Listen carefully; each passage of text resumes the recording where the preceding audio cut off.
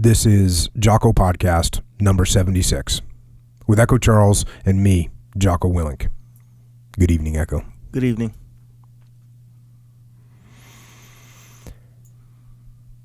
Freedom. That's something that you hear me talk about all the time. And I say little things like, don't take it for granted. And I say, be thankful for your freedom. And I even say things like, you don't appreciate your freedom until it's gone. Pretty common statements you hear from people. But how many of us have actually had our freedom taken away?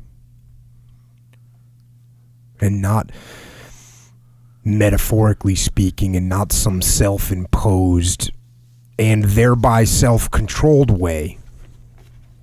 And not in some way trapped by a situation in our life that we don't have the courage to get out of. But I am talking about an actual loss of freedom.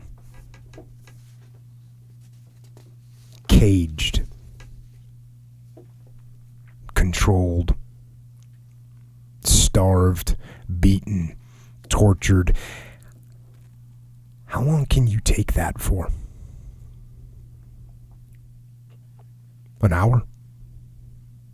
A day? What about a week or a month? What about a year? Or 6 years?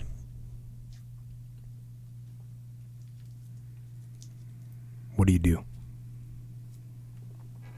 How do you survive? How do you get up every day and face the awful reality that you live in? Darkness, fear, oppression. And how do you take that darkness and that fear and that oppression and turn it into something good?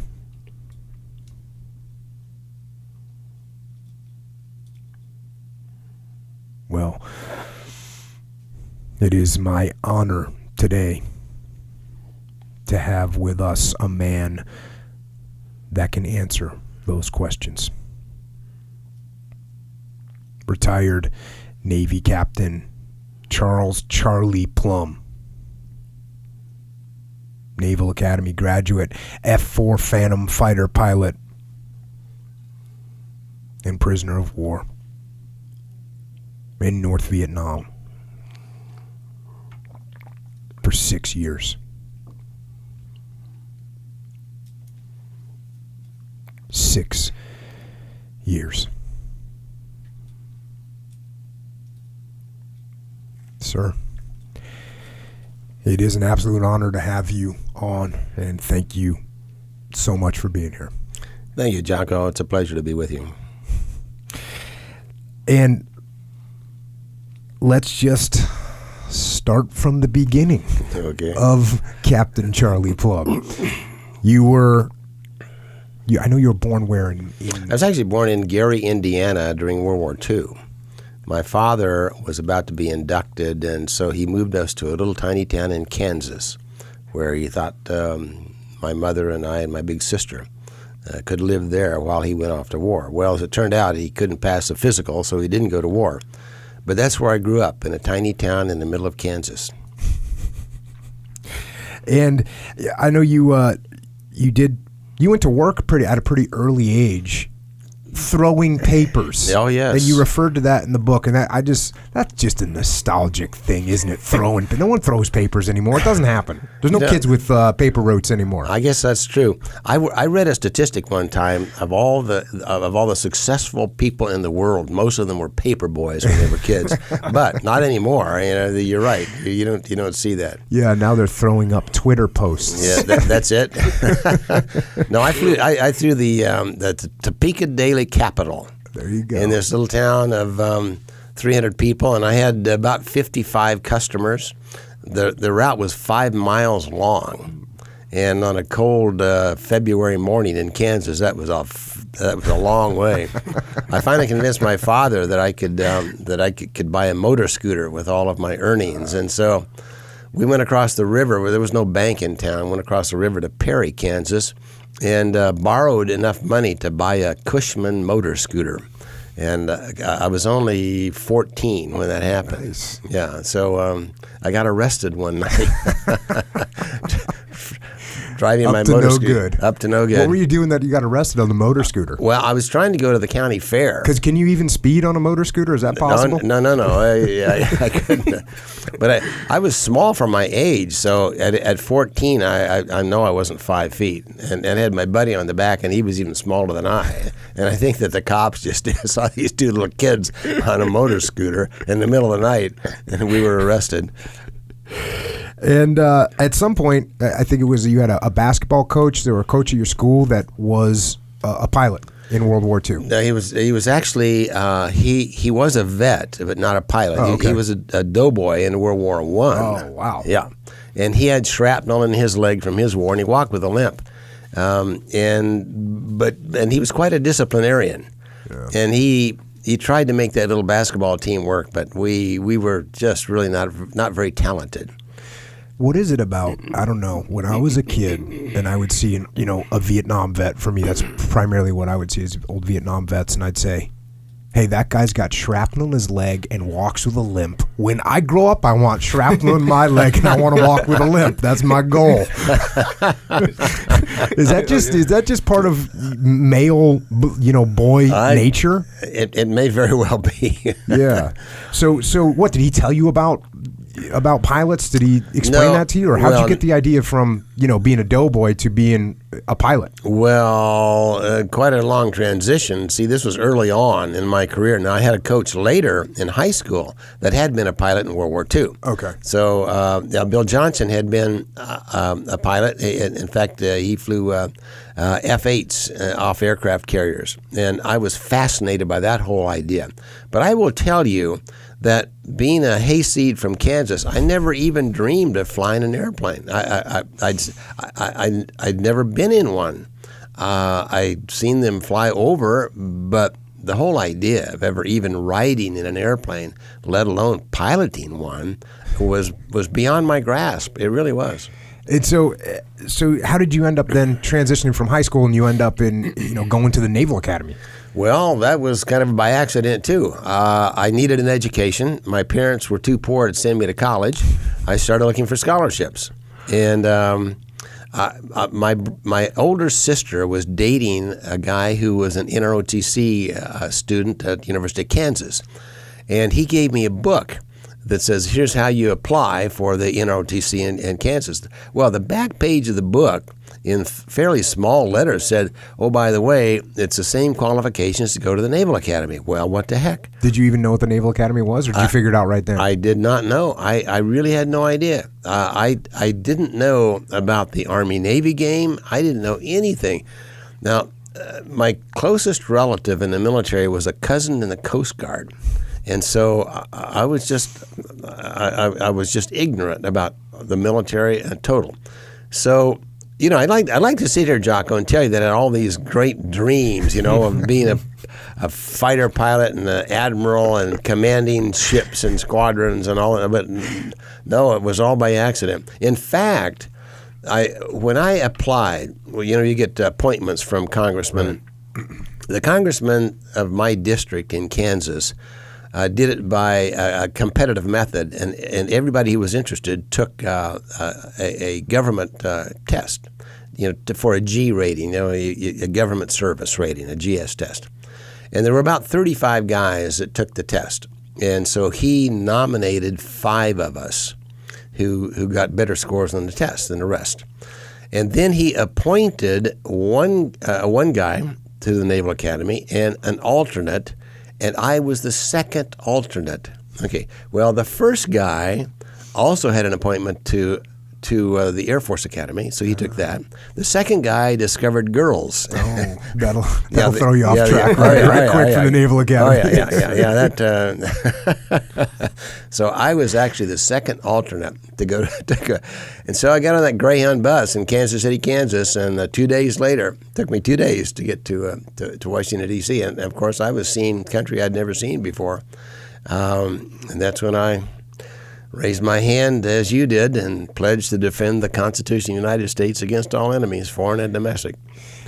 And then at some point at the Navy, did you know about naval aviation? I guess you did from Bob Johnson. Yeah. He had told you about naval aviation. Did you have that thought in your mind of naval aviation at that point? Not really. I still kind of assumed that I could never qualify to do that. And in thinking back at it, I think, well, where were my dreams? But kids that grow up in little towns don't usually have big dreams. We don't know how to do that. And my father had completed the 8th grade. That was his education. My mother had, in fact, completed high school. But I was one of the first in the family to ever go to college. And so, it wasn't even a part of the thought process. So once I got to the Naval Academy and thought back to Bob Johnson and that kind of experience and saw that there was a possibility of doing this, then my energies and efforts turned towards naval aviation. And it must have been, that's always been ultra competitive at the Academy. Mm-hmm. And I know we had another pilot on, Dave Burke, and he was talking about how each step of the way he kind of looked around and said, I think I can actually do this. It's kind of the same thing. You look around and say, I think I can get the best grades, or I think I can get in this position. Mm-hmm. At some point you must have said, I think I can do this. There was, as a matter of fact, and it's a great revelation, when you finally talk to yourself into accepting the fact that you do have the talent to do this. And until that point, you don't really try as hard, I guess.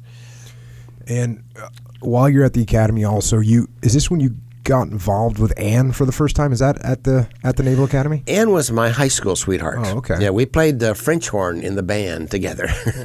Those girls with the French horns. Yeah. Yeah, she is a beauty and was a beauty, and she showed up at our school, but was she came into our little town in Kansas from Indiana, and she had a boyfriend in Indiana. Mm-hmm. She wasn't telling me about for the first several. Charlie don't care about that boyfriend. No, and his name was Bart, and they called him Black Bart. So Bart was, and she wouldn't kiss me, we dated for months, and the girl wouldn't kiss me. Dang, it's tough. It's the most reaction I've ever seen out of Echo, by the way, on the podcast. I think he's been there. You just heard him. Yeah, he had some bad memories on that one. Finally, we're getting some Echo flashbacks. It's hard, Bill. It's hard. Maybe we should talk about your story. Oh, man, some other time. All kinds of kissing denials going on over there with Echo Charlie. So finally, I think it was Thanksgiving. It was right at Thanksgiving, and I intercepted a letter that she had gotten from Bart. And wait a second, how do you intercept a letter without breaking an entry? No, it was all above board, but we'll leave it at that, I guess. We're going to leave that one where it is. I confronted her, with this guy Bart. Oh no, she said, no, we're serious, and we're going to get married someday. In fact, he's coming to Kansas for Christmas. I said, I'll make a deal with you. I said, I don't think he's coming for Christmas. And so if he comes, I'll back off, and you don't have to worry about me trying to kiss you anymore. But if he doesn't come, then you and I go steady. Huh? Legit. Well, he didn't come. Yeah. And so started a wonderful relationship. We then went steady in high school. Of course, then I go off to the Naval Academy, fur piece from Kansas, and she went to University of Kansas for her first year there. But we continued to communicate, and I saw her at Christmas time when I came home, and then she decided to move to Washington D.C. to work for a senator out there, and so she spent the last 3 years at the Naval Academy. They're close enough so that we could continue to see each other. So it was.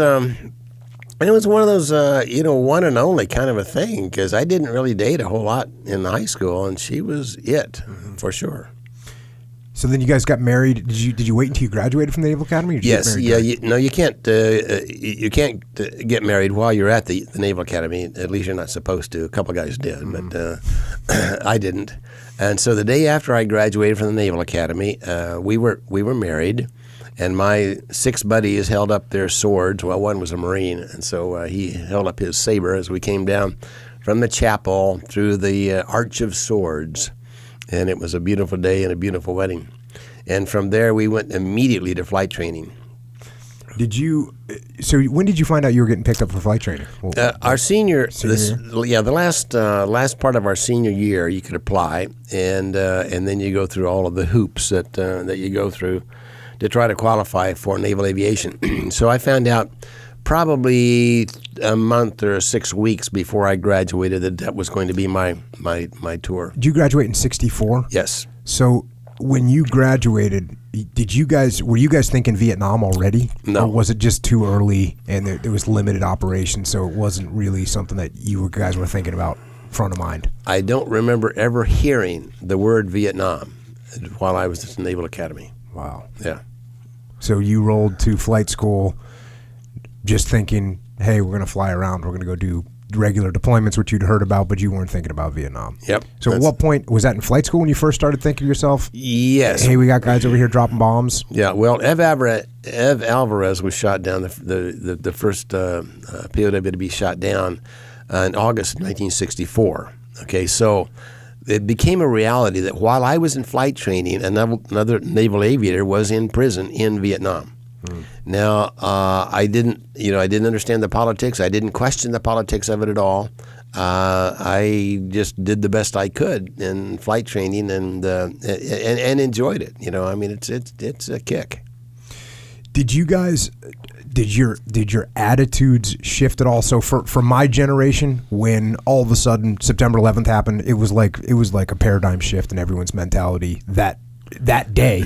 It was such a clear demonstration, and we all knew that we were going to war, and that was an immediate attitude shift.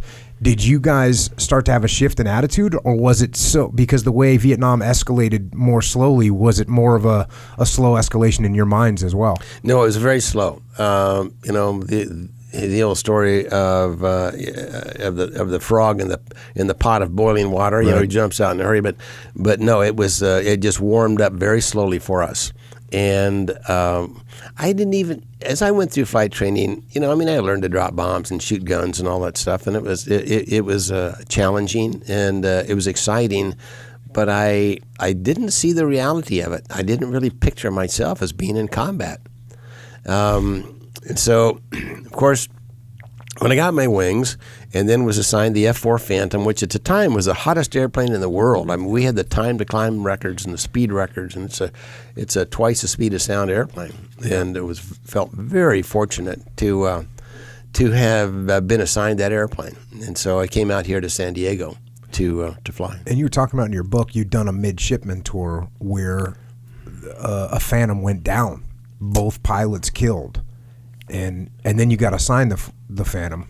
I did. Did that give you any reservations at all? I don't remember being afraid of the airplane, but I certainly gave it a lot of respect, and especially around the ship, because that's I saw this thing go down at the Naval Academy in the summertime. You get exposed to the possible billets that you might have in the future. So we go play Marine for a while, and we go to submarines for a while, and we go aboard ships to be line officers for a while, and we go to Pensacola. And so I got a little touch of it there, of actually being in airplanes.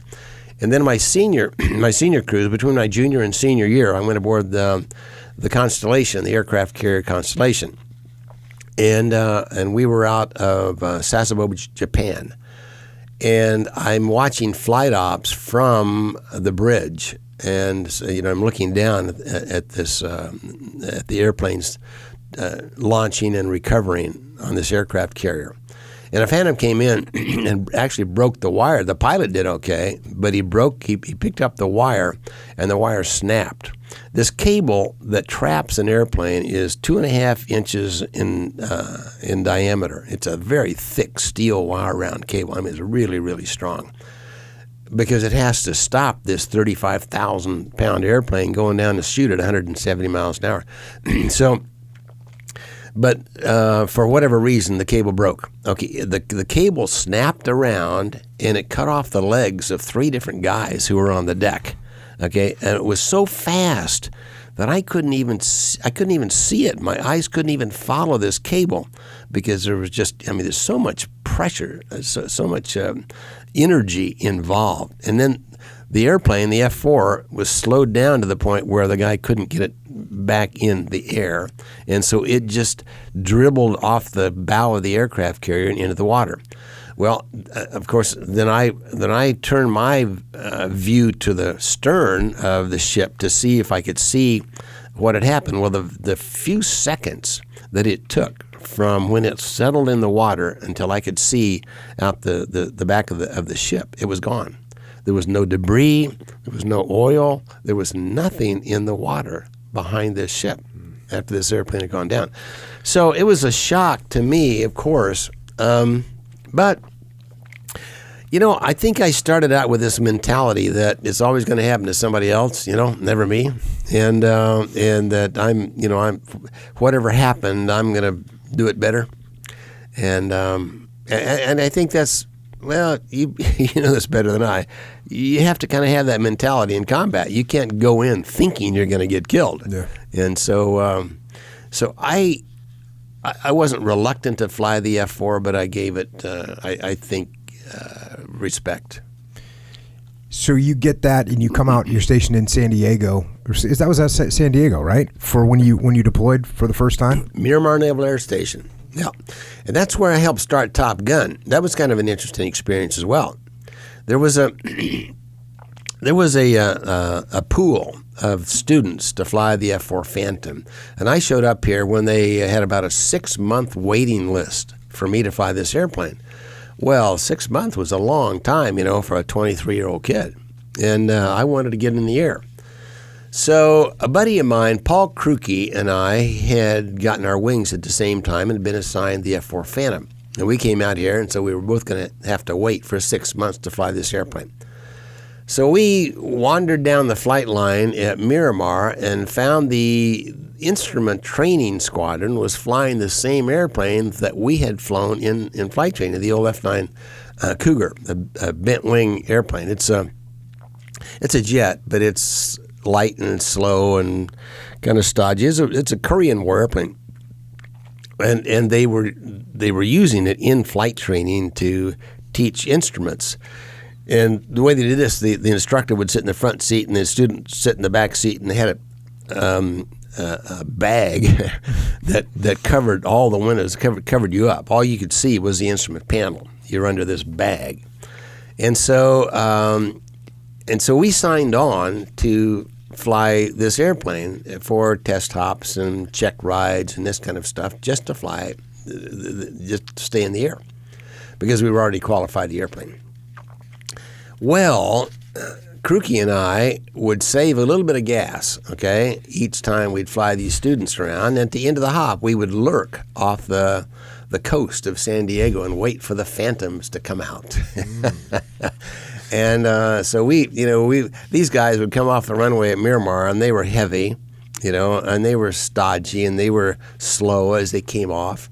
and they'd get about 4 or 5 miles out in the Pacific, and we would pounce on these guys. And it was all kinds of fun because we were lighter and could turn quicker than the Phantoms. And we were a smaller, we had a better wing load than they did, and so we could turn inside these guys. Of course, they were much, much faster. We were not supersonic, and they were, and so they could get away from us in a heartbeat if they wanted to. But we started this air combat maneuvering with these guys. Well, that went on for, I don't know, a couple of months until one day, Krookie and I mean, we played the role. We had white scarves, and Snoopy goggles and the whole works. And one day we came back and to the instrument squadron and checked in our airplanes back in, and there was a sign on the bulletin board, Plumb, Krookie, report to the F4 commanding officer immediately. We were in trouble. So two guys in their sweaty flight suits knock on the door of the commanding officer of the Phantom Squadron. I'll never forget this scene. The guy, come in, and we open the door. This guy sits at a long desk, okay, and he's got glasses, and of course he's an old guy. We were 23, so he was probably 30, but he was oldest guy you've ever talked to in your life. Yeah. And so he's sitting there, talks over the top of his glasses. He's in a sweaty flight suit also, which should have been our first indication. He said, you two guys out there in the F9s hassling my fighter pilots? Yes, sir, we were. Did you follow a Phantom through an entire loop? Yes, sir, in fact, we did. He said, did you have your gun sights on that Phantom the entire time? Yes, sir, we did. He said, do you know who was in that Phantom? He said, I was. He said, I just came back from Vietnam. Our kill ratio over there is terrible. They're eating our lunch. We need to learn how to fight this airplane. See, the F-4 was designed during the Cold War as a supersonic interceptor. I was never called a fighter pilot. And in fact, I trained in a spacesuit so I could go above 50,000 feet. Off the aircraft carrier, climb to 80,000 feet, shoot down the Russian bombers, and at 45-degree angle of bank, turn, return to the aircraft carrier. That was my job. I wasn't supposed to be out there hassling because it was the Cold War. We did not expect to have a Korean War, World War II type hassle fighter pilot. Well, of course, Vietnam came around, and suddenly, they're flying these older airplanes that were eating our lunch. So the CO looked at us and he said, "You want to fight with me tomorrow?" Well, yes, sir. That'd be fun. So for the next 2 or 3 months, Paul Krookie and I, with our white scarves and our Snoopy goggles, we get in our little F. We had to start about an hour ahead of time, just because they were so fast. But we'd get out to sea. We'd go out to 40 miles out to sea and then turn around, and here they come. And we'd have these 2-on-2 engagements. And that became a syllabus within the replacement air group of the F-4s that eventually became the Top Gun School. That's awesome. Yeah, it was the start of retraining. Well, and it was very successful. We turned our kill ratio around by teaching pilots how to fight this F-4 Phantom. Yeah, clearly that's without training to fight, how are you going to know how to fight? That's right. And you gotta beat. That's outstanding for the commanding officer of that squadron to say, you know what? Instead of being mad that you were doing it, instead he's humble and says, you know what? We need to get better at this. Yep. Let's keep training. Yep. That's awesome. And you eventually do get your time in the F-4 Phantom. You learn how to fly that, and now it's time to go on deployment. You're going on deployment now. November 5th, 1966, you kiss Ann goodbye, and you go on deployment on the Kitty Hawk. It was her birthday. Oh, that's a great birthday present, sir. All right. Very nice of you. That's like my first daughter. My first daughter was born, actual birthday. Right. Yeah, I went on deployment the next day. Oh, my. Everyone was really happy with me on that one. When you were going through the flight training and you were getting ready to deploy, now were you thinking about Vietnam at all? I mean, you must have been getting feedback. I mean, you got feedback from the commanding officer. So now your focus had shifted somewhat. Yeah, it certainly had. And the squadron that I joined was just coming back from Vietnam, and they'd had quite a few casualties. And so they were talking about it. The guys were giving us instruction on how to work. Another thing about the Phantom was that we had no indication when a missile was in the air because we were faster than the missile for the most part, or higher than the missile. And so one of the things the guys told me, the fellows coming back from Vietnam, said, go down to Radio Shack and buy yourself a fuzzbuster. Oh, like police detector. Yeah. Remember radar detector. The old fuzzbuster. Yeah, it's he said because the Russian-built SAM surface-to-air missiles are on the same frequency as the California Highway Patrol. True story. And so we have found that because we have no indication in the airplane when a missile's in the air. And so I went down to Radio Shack, buy myself a fuzzbuster. And it had a little suction cup, and you lick the suction cup and you put it on the windscreen of this Phantom, and you run a little white wire, down underneath your G suit and your torso harness and under your oxygen mask, and finally into your ear. You get your little earbud in there. And so here I am flying this $20 million airplane being protected by a $29 fuzzbuster. So it worked. But the problem was there was no direction capability. You couldn't tell where it was coming from. And so, that's almost worse psychologically. You just know it's coming. Absolutely. You heard the warble, and boy, you started to turn and jink, and, your head went on a swivel trying to figure out where this missile is. You get overseas and you're flying. You start flying missions. You're doing mostly strike missions. Is that primarily what you're doing? Taking out targets in North Vietnam? The F-4, of course, again was configured and built from the keel up as an air-to-air combat machine. All right, the powers that be decided, hey, there's an airplane, we can hang a bomb on it. They put on an extra, I believe, 4 hard points on the bottom of this airplane, maybe 5, can't remember, so that we could carry bombs on this fighter airplane. Well, we were supposed to be, interceptors. We weren't supposed to be carrying bombs around, but we found out that sure enough, this big old airplane was a pretty good platform for dropping bombs. And so we could carry, 12, 13,000 pounds of bombs into the target, which was a pretty good load. We could also support, guys like you on the ground that with all kinds of various kinds of weaponry. And so what happened was we had a sister squadron on the aircraft carrier.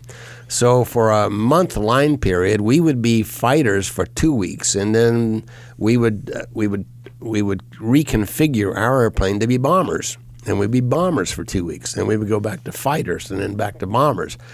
So to answer your question, half the time over there I was dropping bombs, and half the time I was doing the air-to-air mission. And the air-to-air mission, primarily you'd be doing combat air patrols to support the other elements that were flying in with bombs, and you'd be protecting in case any MiG showed up. Exactly. Yeah, it was a CAP, a CAP, combat air patrol.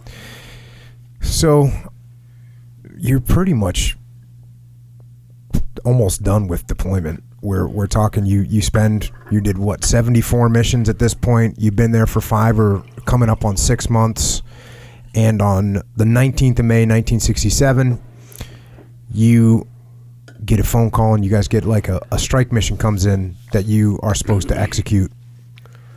It was a big deal, and it was called an Alpha Strike. An Alpha Strike was the top priority, and we knew that there would be a lot of airplanes in the air, and we'd have some pretty important targets to hit. And it was sanctioned straight from the Pentagon. It was JCS stuff, which of course was one of the problems in that war, was that most of our instruction came from the guys back in the Puzzle Palace, and they wouldn't let us decide targets or altitudes or anything else. It was pretty well planned by the time we got the go. And I got a call at, I suppose, 3 in the morning, something like that, saying that I was to schedule this flight. I was a schedules officer for the squadron, and so I was the guy that figured out who went on what strikes and who went with whom and the airplanes that they had. And so I got up early to start planning this strike with the airplanes and the pilots and the backseaters, our radar intercept officers, our co-pilots. And so I did. Then we went to the briefing room and got about an hour brief on these targets. I later found out that the reason for the whole thing, the reason why we were doing an Alpha strike on the 19th of May, was it was the birthday of their president, Ho Chi Minh. And again, happy birthday, Ho Chi Minh. Yeah, exactly. The brilliance of our Psy-War greats was that we would catch them in celebration of the big day because it was like our President's Day. Right. They had picnics and that kind of stuff, and so we were going to catch them with their pants down. Well, as most things that happened in Vietnam, they knew we were coming for whatever reason, and that day there were 8 F-4 Phantoms shot down. But I'll never forget the beginning of it because, I took off and I rendezvoused with a tanker and took on an extra 3,000 pounds of fuel and then joined the squadron. And it was, in fact, a Capt mission. It was a combat air patrol. I was not carrying bombs. So we had 4 of us on one side of the strike group and 4 of the other. And just to look, because it was 3 aircraft carriers and 5 Air Force bases. We were just throwing everything we had at the enemy that day. It was an amazing armada, and I could see from one horizon to the other these airplanes. And I remember feeling really proud, just to be a part of this, doing something that very few people in the world would ever do, and flying this airplane at age 24. And so that was how it all began on the 19th of May. One of the things that we were talking about just before we hit record was the kind of the sense of humor that you have in the military and what that's like. And by the way, I haven't even mentioned that, referring to a book that you wrote called I'm No Hero by Charlie Plumb. And that's available on Amazon. You can get it it'll be a link on the website, but awesome book. Actually, better on my website because I sign everyone that goes out. So my website, charliepplum.com. Okay. So. Well, there you go. Even better. Going to the book here, you guys are before you launch, you're getting ready to launch, kind of getting ready for the briefing, and here we go. The pilots of the fighter planes gathered in their own briefing room and read from a television screen and teletype the weather information and the position of the ship. We reviewed once again the switches we would have to throw, and I coordinated with the maintenance officer the weapons we would need, the volume of the fuel, etc. Serious thoughts were in the back of all our minds, but outwardly, our mood was light. We laughed and joked, drank coffee, and smoked. My regular Rio, which is the radar intercept officer, is the backseater because the F-4 Phantom has 2 people, was up to his old habit of manipulating his slide rule. Being a self-styled math wizard, he again pinpointed his likelihood of getting bagged or shot down. This was based on some speculative formula he had found somewhere. Today, friends, he proclaimed, my bag factor is 0.019376. And then you replied to him, then save me a room at the Hanoi Hilton. Again, I'm glad you're still laughing about that, sir. The rest of you, as we go through this book, will see the true irony in that joke. Back to the book here. We left our ready room and entered the central briefing room where all the pilots, Rios, and standby crews scrutinized their master plan, which included maps and photographs of the targets and intelligence reports of enemies' fire capability. After our central briefing, we returned to our ready room, meditated last-minute instructions, and put on our flight gear. Altogether, these briefings took as long and sometimes longer than the mission itself. I looked up at the screen. Pilots, man your aircraft. We slapped each other on the back, exchanged a customary give 'em hell dialogue, and patted the posterior of our good luck girl hanging on the door. It was time to go topside. You guys are now getting ready to take off. And again, just some of this humor. Back to the book. Engine run-up is good. Takeoff checklist is complete. I'm ready to go. Gary, you ready? Yeah, I'm ready. Okay, I mocked. This is your captain speaking. Welcome to Flight 403 to Hanoi, North Vietnam. We'll be flying at an altitude of 11 grand, and we have a high ceiling. Make sure your seatbelt is fastened. No smoking, please. So that's the attitude going out. And legitimately, this is your 75th mission. You've flown 74. You're feeling pretty comfortable. I mean, even though, of course, you got thoughts in the back of your mind, but you're feeling pretty comfortable about how you do your job and what you get done. I am feeling bulletproof. I wasn't going to go that far, but let's just go there because I know that feeling too. Yep. As you push in, back to the book, all this coordination. So it's what you just talked about, this massive effort going forward, dozens and dozens of aircraft. All of this coordination of men and machinery during the refueling was done in complete silence. We called it zip lip. Although enemy radar would have already detected us, we were careful not to give radio spooks any additional information. It was gratifying to experience such close rapport with my air wing. I knew and they knew what each was doing in this intricate maneuver, yet not a word had to be spoken. And that's, I've actually talked about that on here. When we would train, and when I was running training for the SEALs, I would tell them, hey, you're not allowed to talk during this training mission. You can't say one word to each other. And it was amazing after you do that a couple times how much better people get because they're reading, they're reacting, they're anticipating what other people are going to do. And you guys are just so far ahead at this point, 5.5 months into deployment. You guys are doing this whole thing without saying a word to each other. It was amazing. Yeah, I think that's one of the incredible things about the military is even though you're just a little piece of that big machine, this big powerful machine, it's pretty awesome to experience when that stuff's going on. And you kind of talked about what you were doing. You were positioned on the flanks, anticipating MiGs. How often are you guys seeing MiGs over there? Not often. I had seen MiGs probably 4 or 5 times up to that point, and so they really were really good about not showing up until they knew that they could kill something.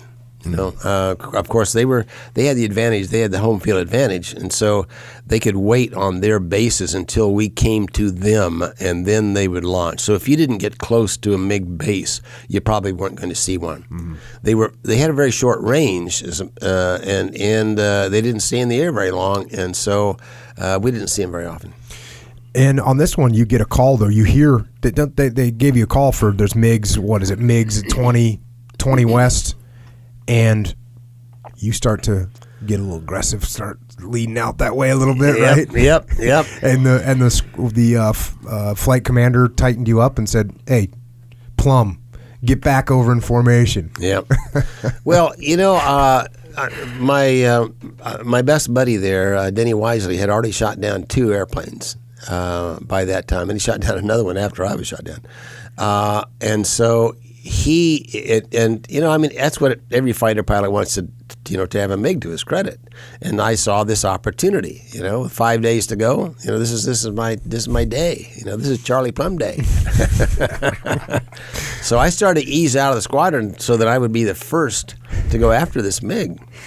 And Charlie Plumb's going to get his. That's what happens. But no, that's how it began. And they tightened you back up, so you fall back into formation. And now there's a SAM. Is there a SAM call? Did you pick it up on the Fuzzbuster? I did, but there were a lot of them in the air, and so that thing was warbling all the time. They were salvoing their SAMs that day. They just shoot a bunch of them off at the same time, and so every time they shot one off, and every time their radar would scan me, I would get the Fuzzbuster. But we also had, the big radar airplanes in the sky at the same time, and they would call us, and that's how I got that call, that 20-mile away call. Was from our electronic folks that were flying well above us with the radar. So you know that there's SAM, surface air missiles up there, and here we go back to the book. Gary, that's your Rio sitting behind you in the plane. Right. You say, Gary, do you see it? And he says, I don't see a thing, Charlie.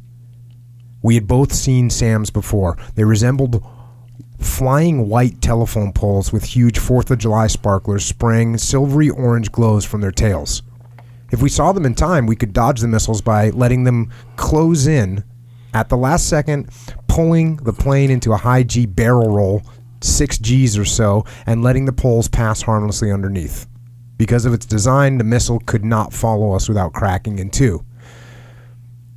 But we didn't see it. Boom. I felt a thump in the empennage, the aft section of the airplane. Red instrument lights jumped across the panel, indicating that I had 2 engines on fire. That wasn't good. This plane only had 2 engines. I yanked the throttles back to idle, and the bird seemed to come to an immediate halt in midair. Charlie, we're hit. How bad is it? She's still flying. Then the aircraft started to roll, and while I madly scanned the instruments, I looked up and found that the F-4 had suddenly overturned. Ground was where there should have been sky, and the nose was heading downward, ripping air at 500 knots. The altimeter needle collapsed to 4,000, then 3,500, then 3,000. We had to get out, but being inverted, we would be rocketed by the ejection seat right into the rice paddies. I had to roll the plane upright. I tried the stick. It was frozen. The only manual control was the rudder pedal, not normally used to roll an aircraft. I stepped on it as hard as I could, adrenaline surging through my veins. The plane shuddered once, and again, slowly, it began to right itself. Rear-view mirrors reflected a screaming fireball, 12,000 pounds of flaming gasoline and 30,000 pounds of fissionable aircraft. You want to eject? No, wait a minute, I shouted back. The plane struggled. Then the sky was where it should be.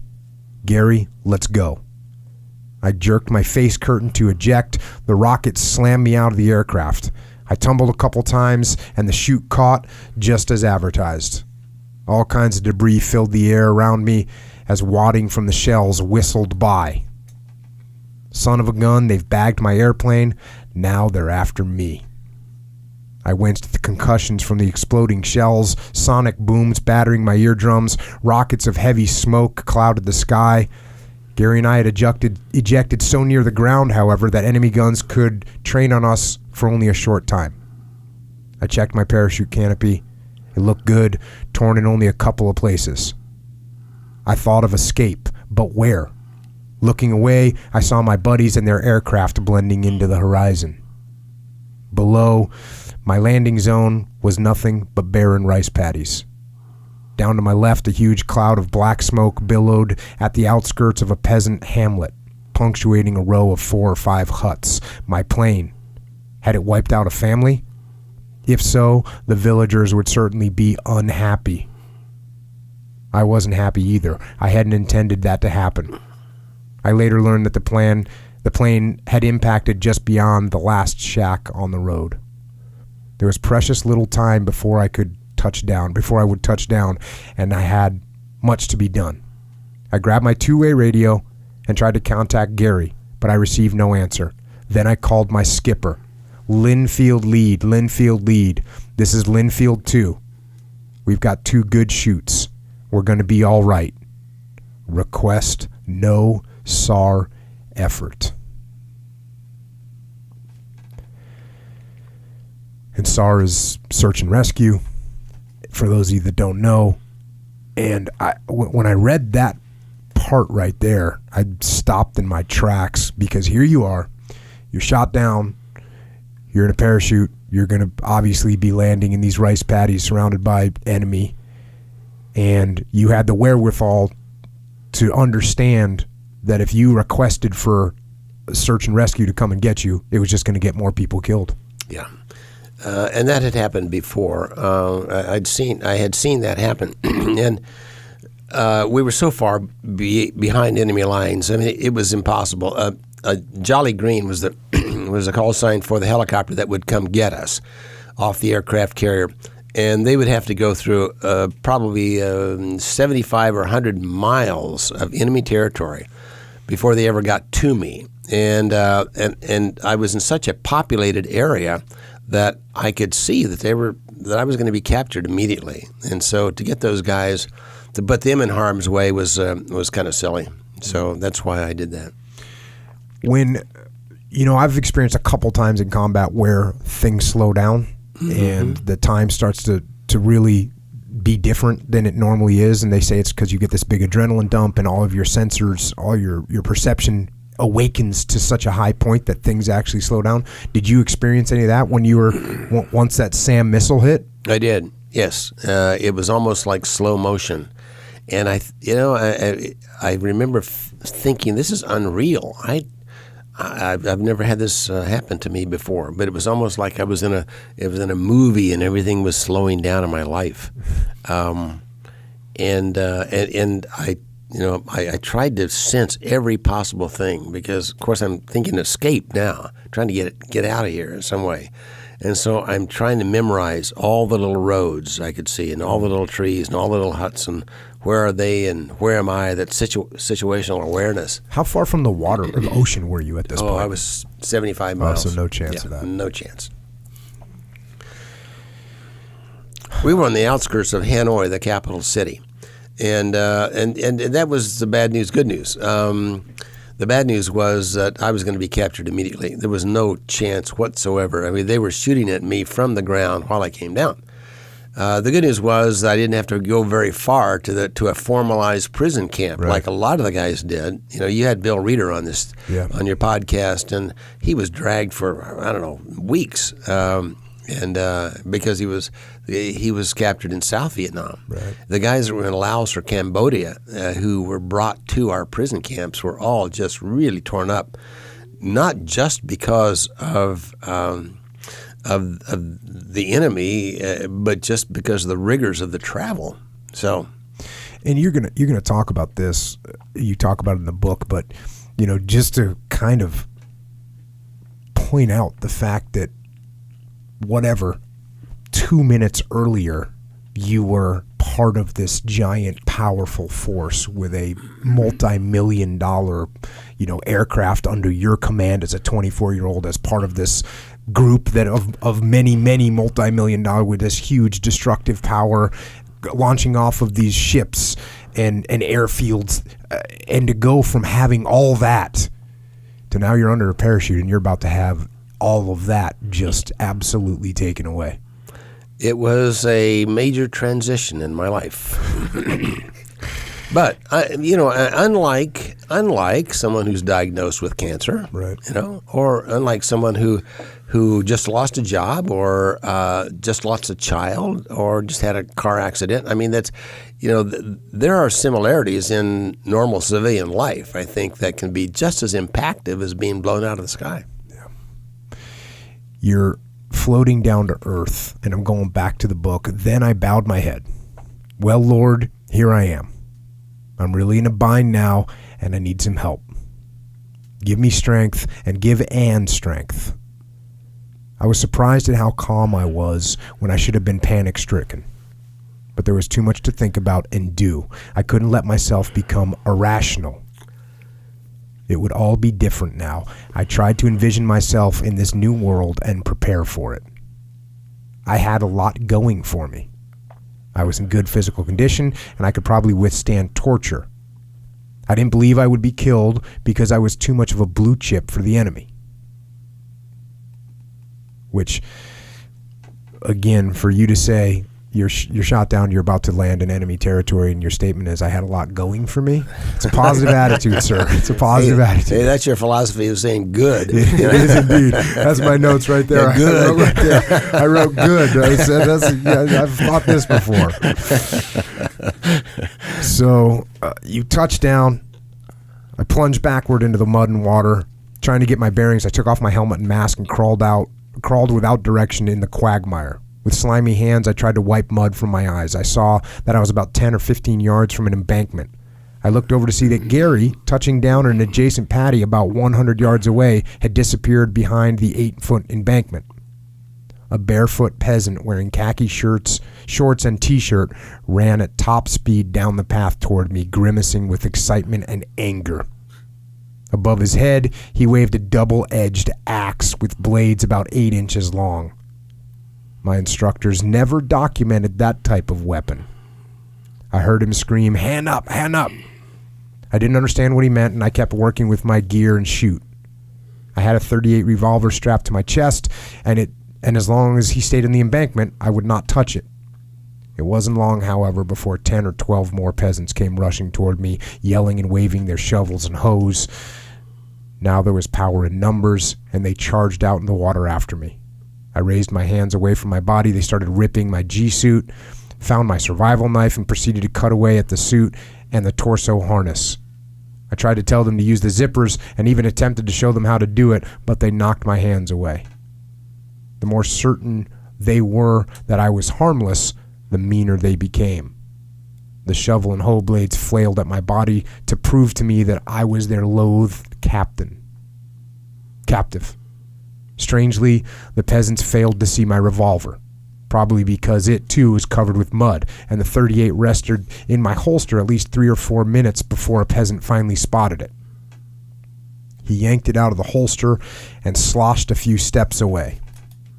A moment later, he returned and screamed for special attention. He fixed the barrel to my head. I could see that at least 2 of the chambers were empty.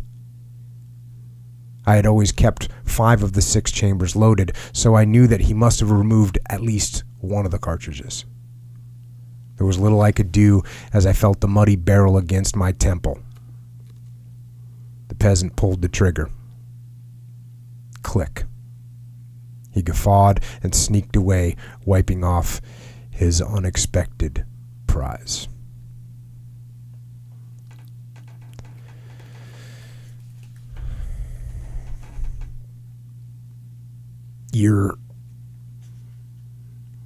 As far as your thoughts about being killed at that moment,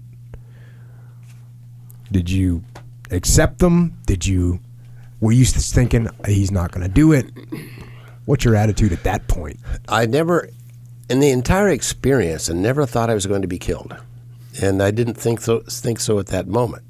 Of course, I was very happy when I heard the click of that revolver, but it was actually very encouraging to think that they were going to feign this execution and not go through with it. Right. And it was encouraging to me to think that, yeah, they were going to hammer me around and get me pretty bloody, but they probably weren't intentionally going to kill me.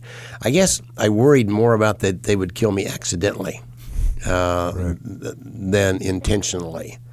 And there were 2 or 3 times during the entire experience. One of them was while I was being tortured, how when I felt like I was losing it and I was close to death, and they loosened the ropes because they saw, I think, that I was getting pretty close to death. And so, and that, again, that was good because I thought, all right, hurts a lot, but it looks like they're not going to kill me. I may wish I was dead, but I don't think they're going to do it.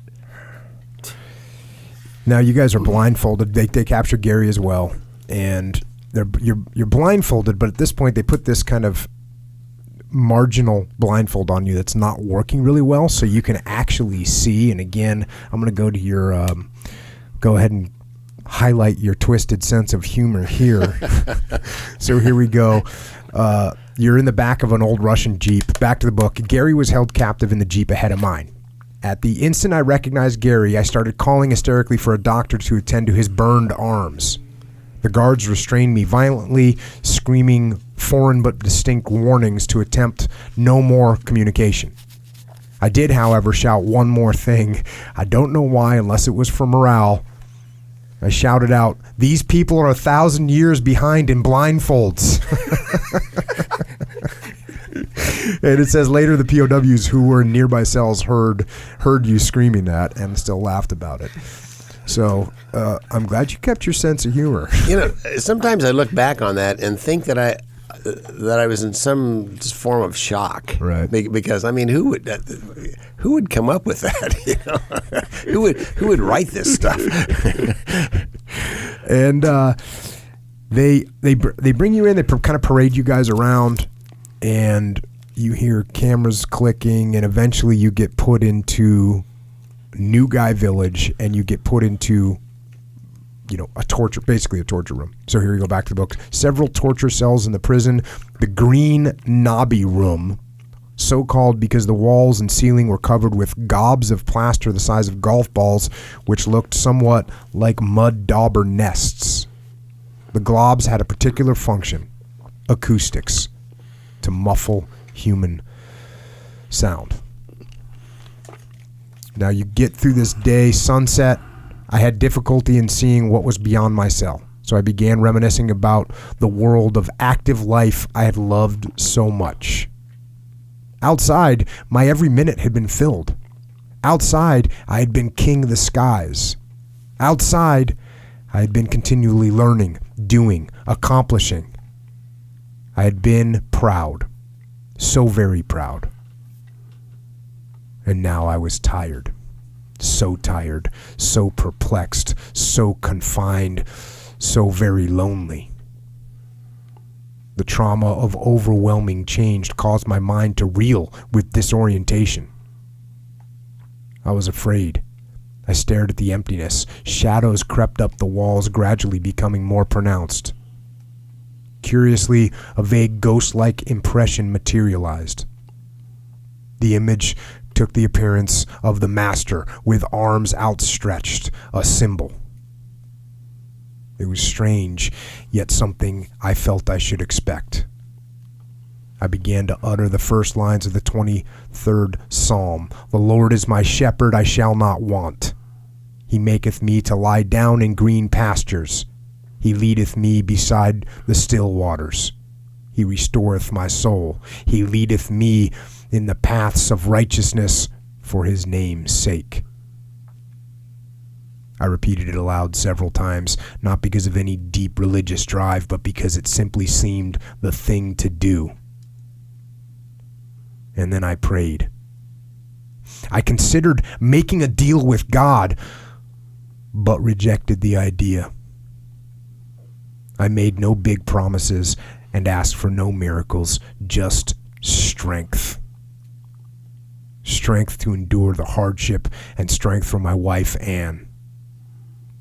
It would be difficult for her, too.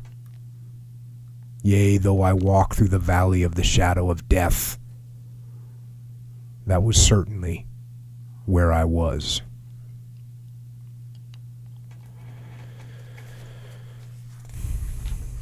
An interesting point here is that in Colonel Reeder's podcast, you found the same thing, that he went to the 23rd Psalm. And again, it was just almost like, well, this is what I should do. Mm-hmm.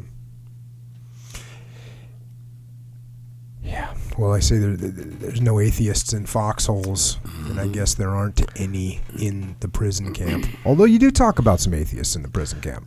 I do, as a matter of fact. Couple of guys consider themselves atheists, and yeah. And you also talk about faith, and one of the things that we'll get to this, but when you talk about faith, you talk about faith not just in God, but faith in your country, and the one that I think that regardless of what someone's religious beliefs are, faith in yourself. Mm-hmm. Absolutely. And I think all three of those, or whichever one of those faiths where you find strength in a time like this, lean on it. Absolutely. And faith in the team as well. And we had to have faith in each other. And that was awfully important to be a part of a group like that could trust one another. How quickly did you realize that you were part of, I guess we'll get to it, but I mean, when you first you're in this room, did you feel completely isolated at first and there's no one else here? No, I knew that there were other prisoners there. I could hear them. Some of them were being tortured as I was. I could hear the torture. I could, I could peek out sometimes and see them walking by my cell. So I knew there were other prisoners in the area, and they just wouldn't let me. They wouldn't let me talk to them.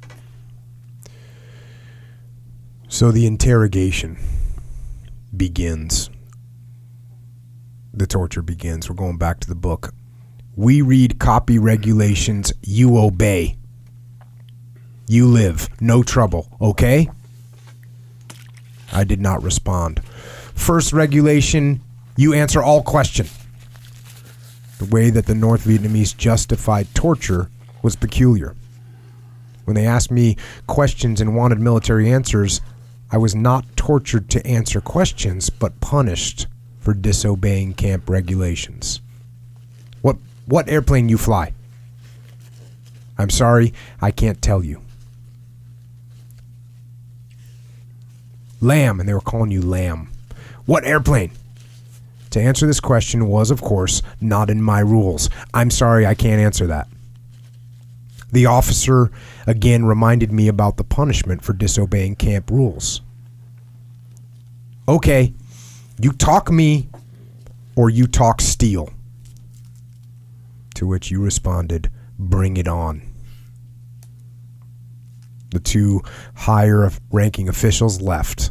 The remaining officer with one word ordered the guards forward. They brought it on. The steel mentioned by the interrogator consisted of iron manacles, shackles, and a leg bar. The shackles were cylindrical iron bars shaped like horseshoes but rounded at the end so that the 5-foot leg bar could be slipped into them and locked. The prisoner's ankles could then be forced through the openings and secured by the bar. The junior officer walked out. Guards blindfolded me, forced my wrists behind my back, and placed the open jaws of the manacles around them. These had obviously been intended for the more modest Vietnamese arms. They were so small that they had to be forced together just so the screw could be seated in the bottom of the threads. With what looked like a roller skate key, a guard began to turn the screw. My skin was pinched between the metal and quickly succumbed to the vise. I screamed in agony. Surely the guards wouldn't get these things much tighter. Blood oozed down my hands, and still the guard kept turning the key. Like powerful magnets, the iron was finally set flush. Circulation stopped. My hands burned grayish blue, tingled, and became numb. A guard then wrapped the rope first around my left elbow and then around my right and drew my elbows together behind my back. My shoulder muscles writhed, and I feared that my sternum would separate. I gasped for air. Then I was thrown abruptly to the floor. Shackles were jammed around my ankles, and the leg bar was fastened and padlocked. Electric wire, similar to the kind that I had hidden underneath the table, was brought forward. I thought that the guards were going to use this to shock me, but typical of the Vietnamese, they didn't have anything else to use for rope, and had torn the wire down from some light fixtures. This became the apparatus to wrap me up. It was first tied to the manacles, then thrown over my shoulder, and at last secured to the shackles around my ankles. Guards forced a bamboo pole under the wire and started rotating it so that the wire contracted, bringing my wrists up high on my back and drawing my face completely to my ankles. I was a human pretzel, a teacup with arms for a handle and the rest of my distorted body for the bowl. Circulation was impaired throughout my limbs, making them extremely painful to the touch. The guards, apparently drugged, exhibited wide and glassy eyes. They maliciously kicked me in the sides, the limbs, the back, and the head, giggling and having a great time.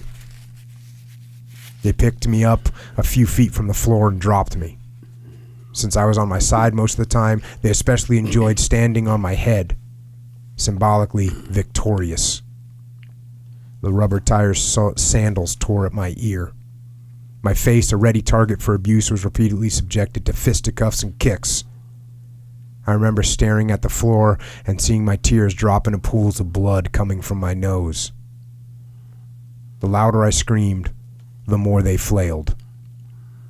After about an hour, the junior officer returned. "You talk now?" "Yes." The guards loosened the wires and ropes. Blood rushed back into my veins with knifing pain. What airplane you fly? I hesitated a moment at the thought. Well, they know the airplane I'm flying, and it's so ridiculous to undergo such torture for information they already have.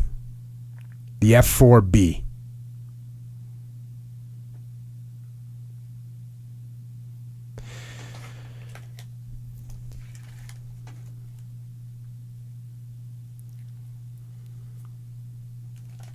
That part right there, I mean, where you hesitate for a moment, and then you say to yourself, okay, these guys shot me down in an F-4, which crashed into this paddy, and they know exactly what I was flying. This does not make sense for me to get this kind of abuse and torture for something that they already know. And when you came to that conclusion, did you was it pretty, were you feeling comfortable with it in your mind when you came to the conclusion, look, this is stupid?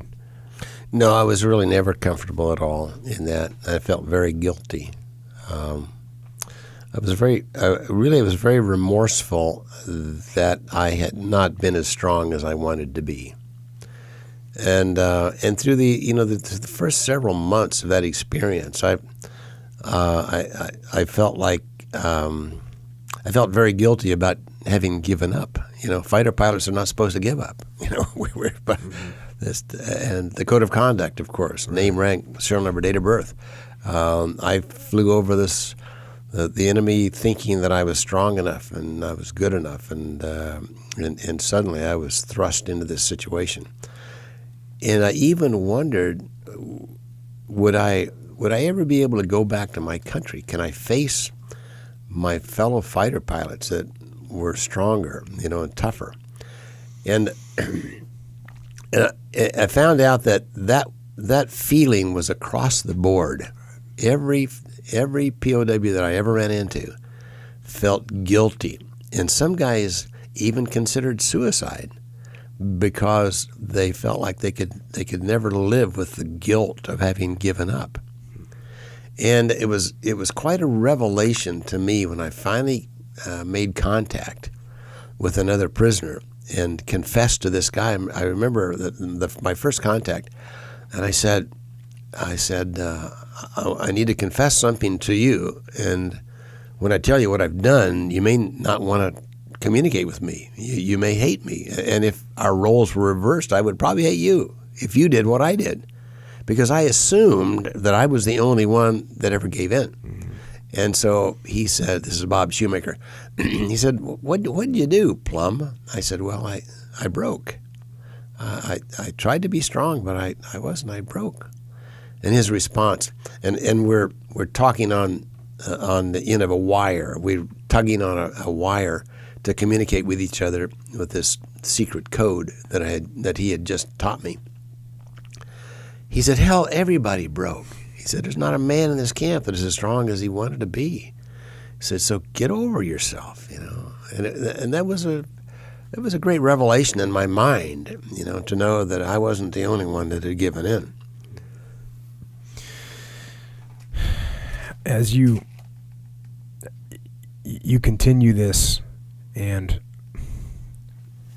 again, you might have felt like you broke at this point, but there's still some unbelievable spirit that you show. And I'm going back to the book. Around the courtyard in a nearby room, my co-pilot Gary Anderson was undergoing about the same treatment. As soon as I heard him exploding obscenities, I knew he was near. Hey, Gary, you all right? I called. The guards were immediately on top, kicking and striking. Gary heard me and yelled back. It was 4 years later that I came across a POW who had been in a cell close to ours at the time. He said, boy, that was one of the craziest things I ever heard. You yelling, hey, Gary, are you all right? Bang, crunch, thud. Fine, how about you? Smack, crash, crack.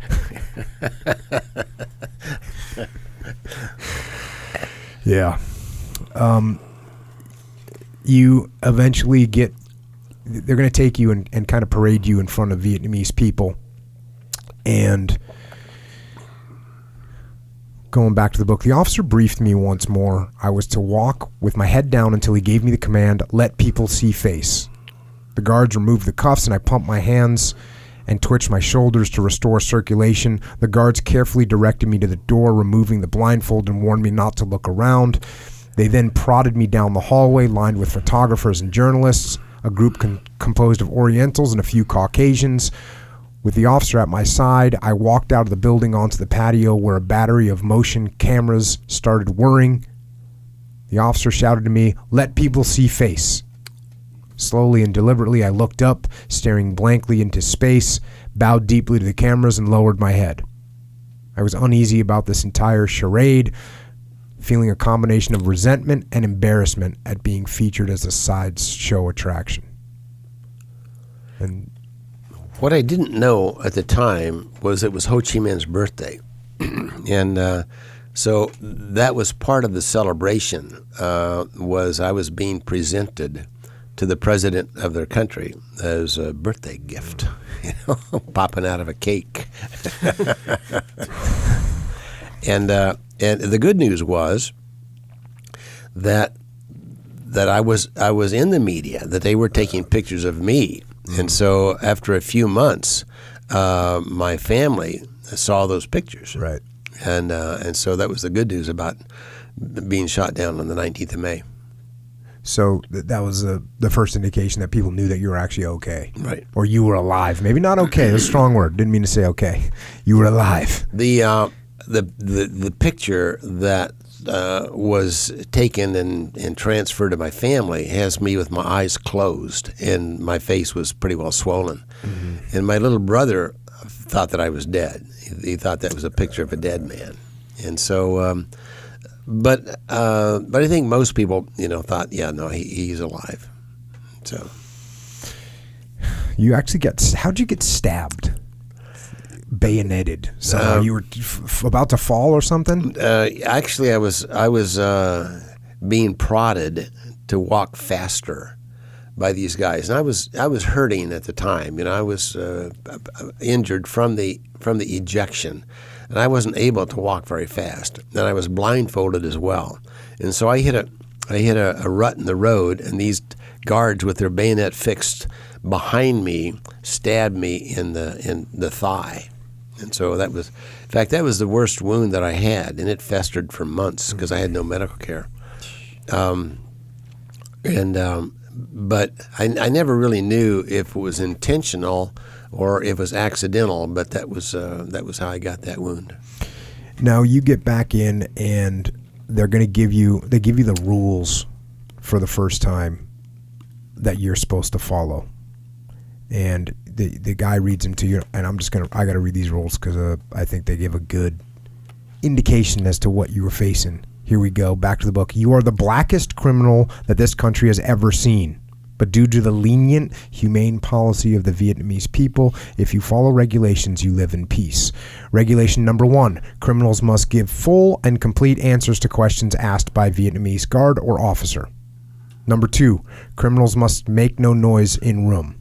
Number 3, criminals must keep room clean and neat and must not mark rooms so graciously given by Vietnamese people. Number 4, criminals must get up and go to bed at sound of gong. Number 5, criminals must get under bed when imperialist aggressor bomb and strafe our sovereign country. Number 6, criminals must say bao cow when they want ask anything. Number 7, criminals must go only in area that guard orders when they go outside of room. Number 8, criminals must bow to every Vietnamese, guards, officers, and people. Number 9, criminals must not bring anything into room from outside. Number 10, criminals must not communicate with or look at other criminals in any other room or outside. With minor variations, these were the rules for the next 6 years. Big one was the communication. They didn't want you guys talking to each other. No, they didn't, and they did all that they possibly could do to keep us from communicating. But we got very clever, and we had a lot of ways to communicate. Now, you spent some time in solitary confinement, and here we go, back to the book. During this period of solitary confinement, I had much time to think. From the start, I established a definite schedule for personal reflection and appraisal. This included a 2-hour worship service in the morning and a similar one in the evening. I spent much time praying, talking informally with God, and recalling as many scriptures, verses, and Bible stories as I could. I also revived the words and tunes to songs from a Tennessee Ernie Ford album that I'd enjoyed on the Kitty Hawk. Once in a while, I would start humming too loudly, and a guard would bang his rifle against the door. I spent more and more time thinking about intangibles, the purpose for living, ethics, the supernatural, faith, pride, because the tangibles which I had identified with were no longer present. My aircraft, my ship, my personal possessions. This was the onset of a thorough re-examination of my life. Often these intricate thought processes ended in slumber. One of the interesting things that are really most difficult to understand is how we had nothing going on. The average American has hundreds of thousands of inputs every day, colors and sounds and smells and touch and all these things. And when you're in a little prison cell, especially if you're in solitary confinement, you might hear a bird, and that's delightful. That's a big deal, to hear a bird and nothing else. So, again, the good news and the bad news is your mind goes internal. And you have to create things on your own, and so you think about these intangible things, and you go back through your life, and you think about the things that sustain life and why we are here, because there's nothing else to do. Did you put some kind of structure around your thoughts? It seems like people might have a tendency just to let their mind wander, and maybe it wanders into places they don't want it to wander into. No, there was a lot of structure to it. And in fact, one of the things I did was to go back through my life to the very first memory that I ever had at 3 years old in Lecompton, Kansas, when my grandmother came through and wanted everybody to go with her. Well, and I remember that date. And then I went from that to the day that I was shot down, and tried to remember every book I'd ever read, every friend I'd ever met, every girl I'd ever dated, every teacher, books, movies, experiences. And it took me about, as I recall, maybe 3 months working pretty hard on that that total autobiography in my mind. And after that, then I would continue to go back through those individual days and try to remember something else, a different color that I'd forgotten, or a different person that was in the room.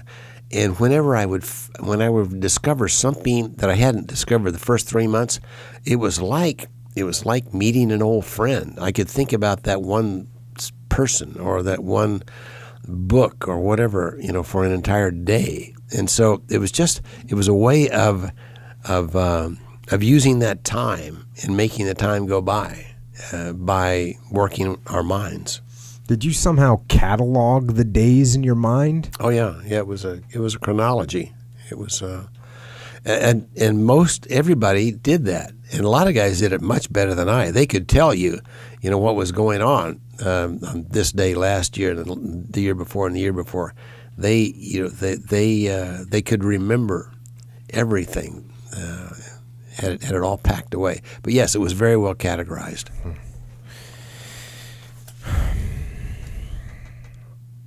You finally get some pair of pants, couple pairs of pants, couple shirts, some underwear, undershirt, toothbrush, and some soap.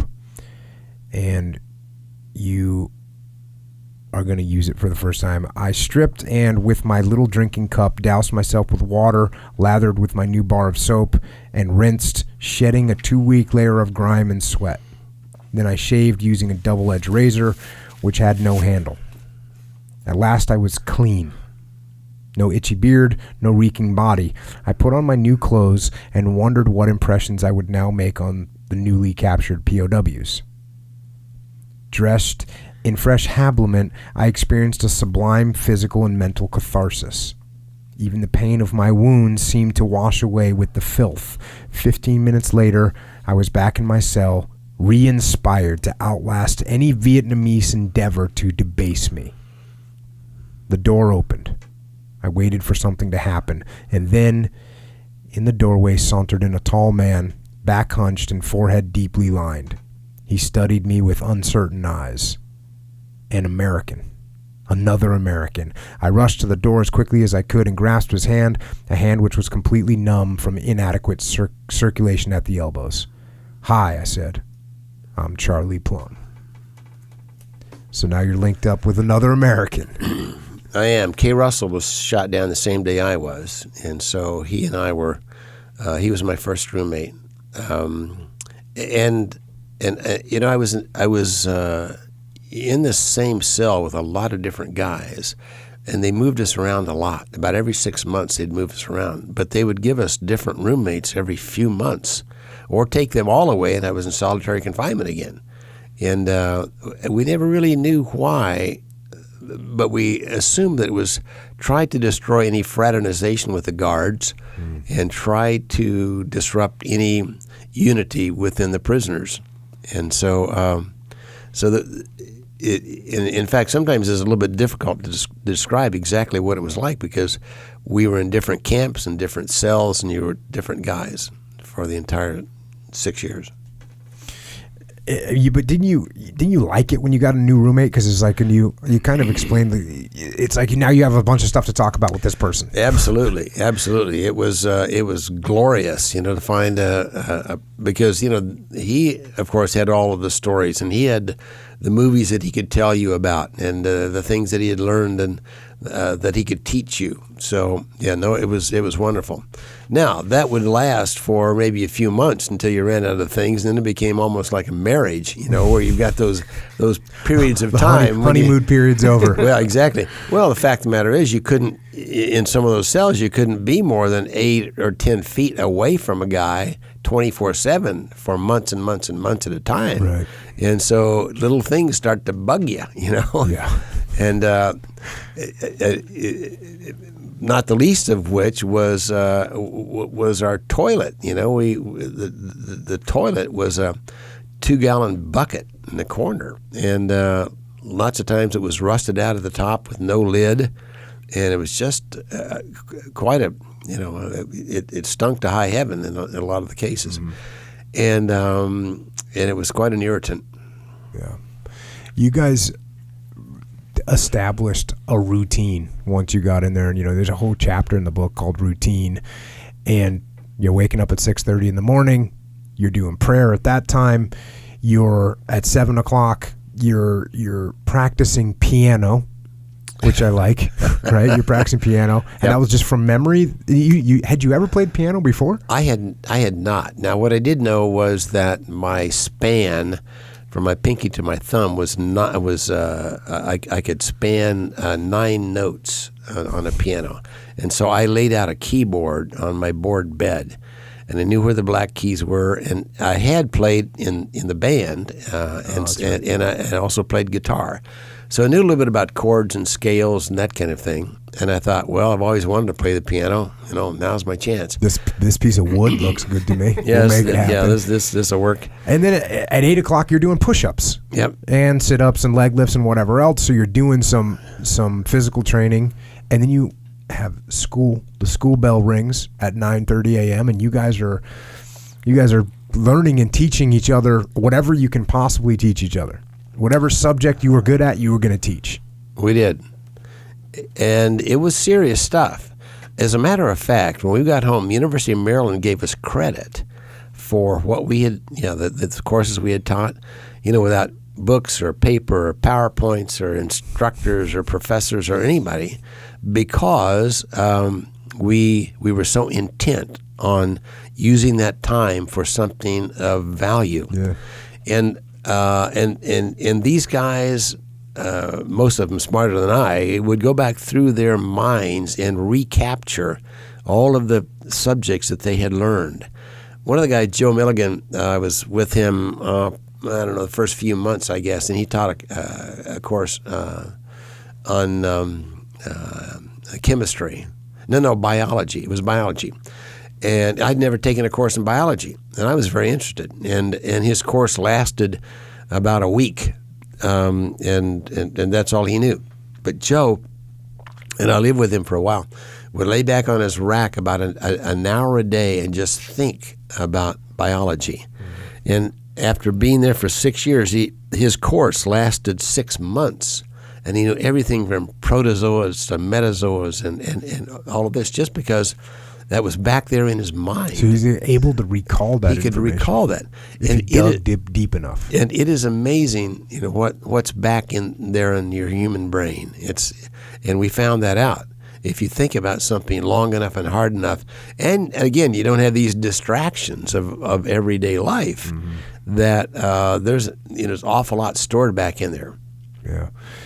I had to bring this one up too, because you talked about how you didn't have PowerPoint or whatever, you didn't have pens and chalkboards, and here you go. Often in my dreams, I must admit, I envisioned leaving the Hanoi Hilton, going home, looking for and finding a brand new yellow pencil and bringing it back to my cell, or I would dream of entering shops containing nothing but rows and rows of pencils. I've never since taken a pencil for granted. That's we take so much for granted. I mean, we take so much for granted. And to think about that right there, and what power a pencil gives you, the power to take notes, the power to create, the power to draw, the power to write. This incredible power comes from this little thing that we just gaff off like it's meaningless. That's right. And for you to have that much appreciation for it, that you would dream about it at night. True. Yeah, it's incredible. 10 o'clock, you'd eat. And what was the food? You're just eating rice balls? Yeah, mostly rice. That was the mainstay.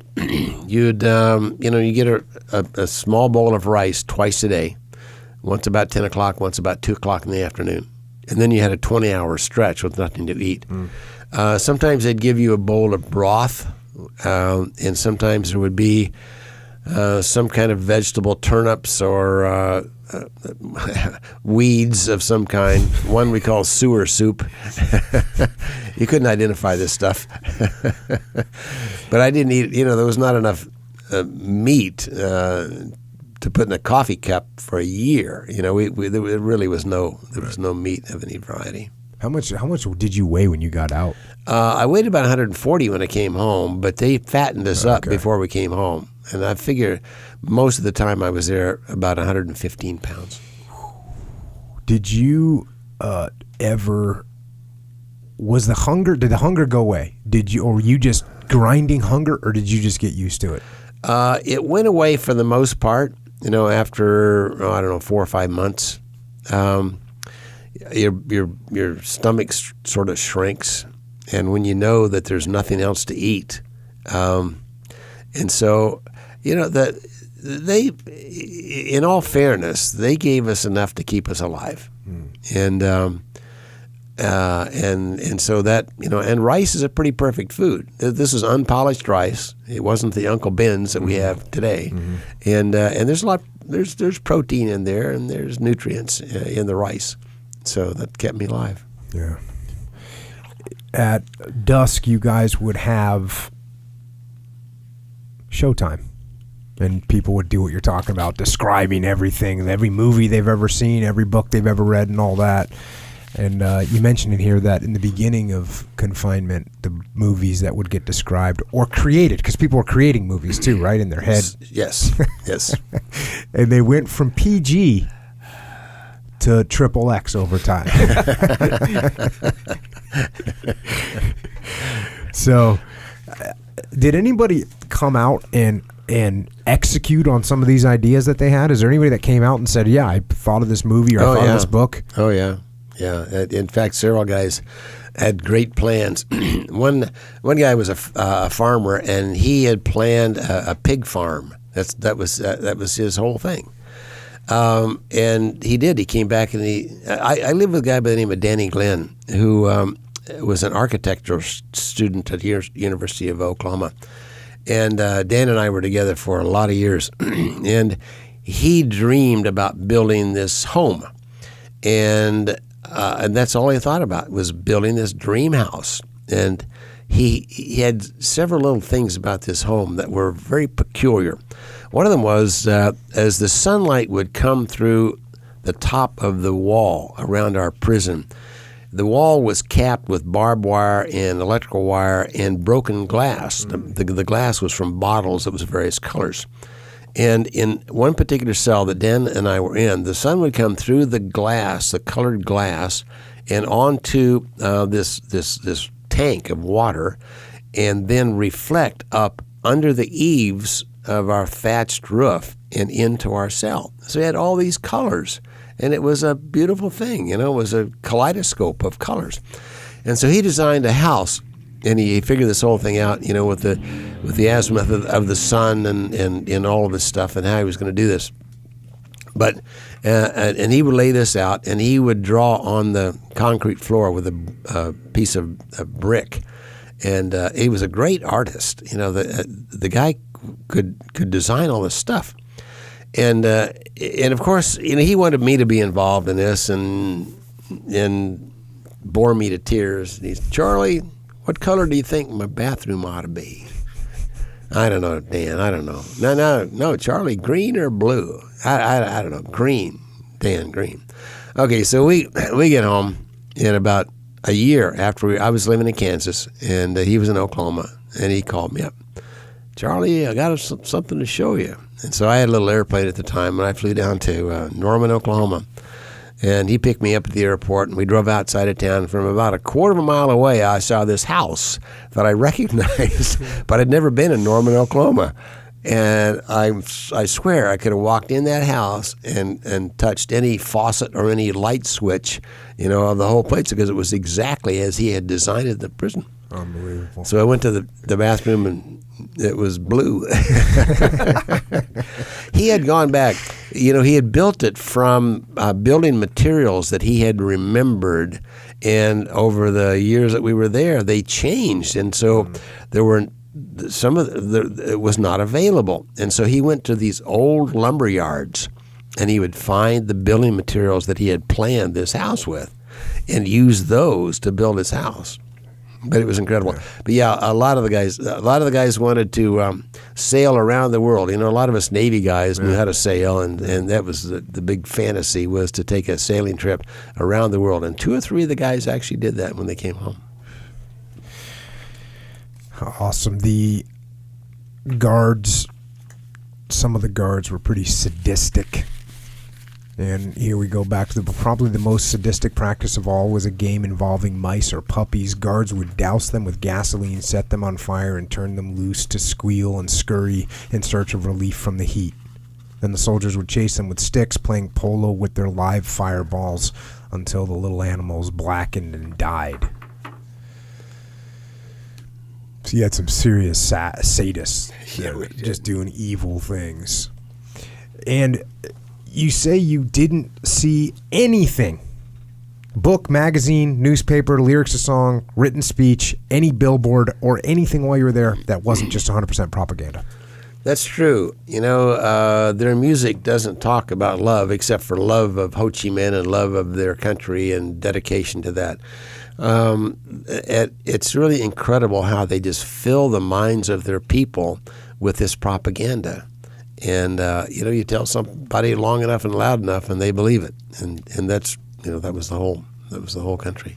At one point, you got this propaganda newspaper, and it's the front page headline was that there's been a revolution in rice planting technique. And you were thinking to yourself, oh man, they must have invented some big machine that can plant all the rice, and now they don't have to be out there doing the manual labor in the fields. And here's the actual article. For 4,000 years, the Vietnamese people have been laboring, sweating, and toiling in the mud and water of rice paddies.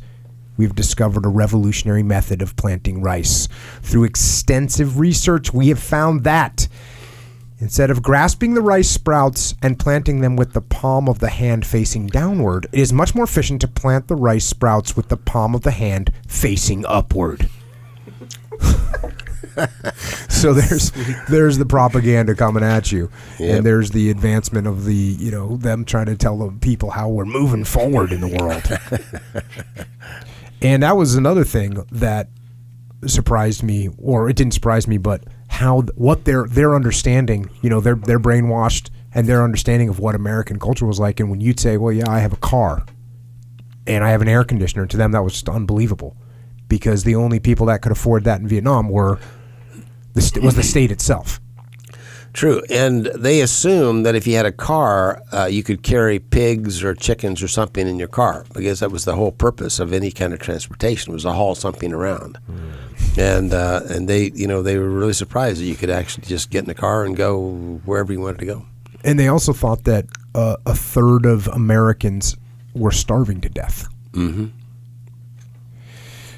So that's something to think about always when you deal with these countries where people are being indoctrinated and they're being fed information from the state.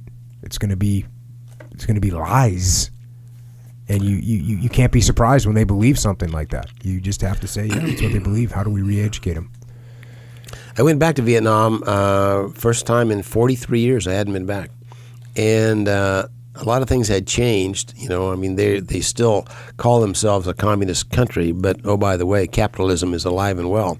But the propaganda still exists there, and I took my family with me, my wife and 3 of our 4 kids, and in the 11 days that I was there, I never met anyone. And I was at the embassy. I spoke to the students at the university. I spoke to cab drivers and waitresses and anybody, and they're really, really nice people and very, very nice to me.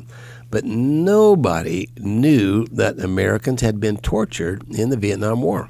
And in fact, it was just the opposite.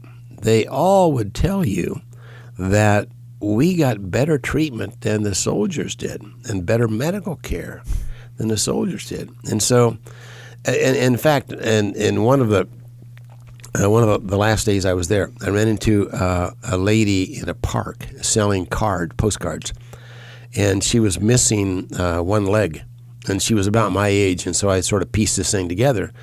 And she said, "Want to buy a postcard?" Well, I'll buy a postcard, but I want to hear your story. Sit down on this park bench and then tell me your story. And she did. I said, "How'd you lose your leg?" She said, "Linebacker 2. Linebacker 2 was the code name for the B-52 bombings that ended the war in the Christmas of 1972. But it was a secret code name, and for her to say she didn't call it an air raid or a bomb or anything else. She just called it Linebacker 2. That was that was our pilot jargon, not her jargon. And I said, what was the date? She said 24 December, 1972. So I knew that she wasn't lying to me. She said, B-52. Oh, yeah. Well, so we talked for maybe 30 minutes on that park bench, and she spoke very good English. And at one point I said to her, "You speak excellent English. You could be an interpreter. You could be a guide. Why are you out here making a living selling postcards in a park?" She said, "Oh, my country would never give me a permit because I'm an invalid." Ah, man, what a country. And then I said, "Well, do you know about the museums?" "Oh, yeah, I know all about the museums and the Hanoi Hilton Museum." See, they've made a museum out of my old prison camp. The Hanoi Hilton is now a museum. And I said, "Well, how were the prisoners treated at the museum?" "Oh, they were treated great. They had great food. They played volleyball. They had ping pong." I said, "How do you know this?" She said, "Oh, documentaries. The government shows us documentaries." Yeah. And so she finally figured out that I was about her age, and she said, "Were you a pilot?" I said, "Yeah, I was a pilot." She said, B-52? I said, "No, I flew F-4 Phantoms." "Oh, so were you flying on the 24th of December of 1972? I said, "No, I was right here with you. I was in the Hanoi Hilton, and I was being tortured." She said, "No, that's impossible. That can't possibly be true." I could not convince this lady that I'd be, or anybody else. Yeah. So the propaganda is alive and well. They continue to tell their people the lies, and the folks have no way of figuring it out. Yeah. It's another thing that you point out in the book on that culture or that system of government. Back to the book, the Vietnamese rarely exerted themselves. Why should they? If they were going to get a meal at all, they'd eat regardless of whether they worked for it or not. They didn't worry. They didn't have to. The state was responsible for their welfare as well as their guidance. Even the upkeep of state property was not their problem. So, the scary thing when it really is when when folks are indoctrinated to that level, and but it's so prevalent, and they tried to do the same thing with us. Yeah. They tried to brainwash us. And it was more important. And you were kind of worried about that, too, in the beginning, right? Like you thought it was something you needed to be concerned about, and then you saw how ridiculous all this was. Yeah. And, they used a lot of the Russian military equipment, but they never invited the Russians in to try to brainwash us. And we felt very, very happy about that because their brainwashing techniques were so silly. And, they would tell us just unbelievable things that we laughed at. But you thought the Russians would do a better job. Oh yeah, I'm sure they would have. But more important than the rice we ate or the water we drank, in every prison cell I was in, the first thing they put in there was a speaker. And lots of the prison camps didn't have any electricity at all, but they had speakers, and they were put well above our reach, so we couldn't turn them off or adjust the volume. And several times a day, they would come on with propaganda and telling us, how bad we were and how terrible our country was and how wonderful they were, and it was pretty easy to turn these guys off, just to ignore the broadcast. But it was also very concerning, to see that that's the way they indoctrinate their own people. Horrible. You talked about a little bit earlier. You talked about the communication and what that was all about. And you had this the first time you were in your cell. You hear a little scraping, and eventually you go over, and it's a little wire, and eventually a note comes through it. And here we go back to the book. It had a piece of toilet paper tied to it. I unfolded it and found these words: memorize code, eat note.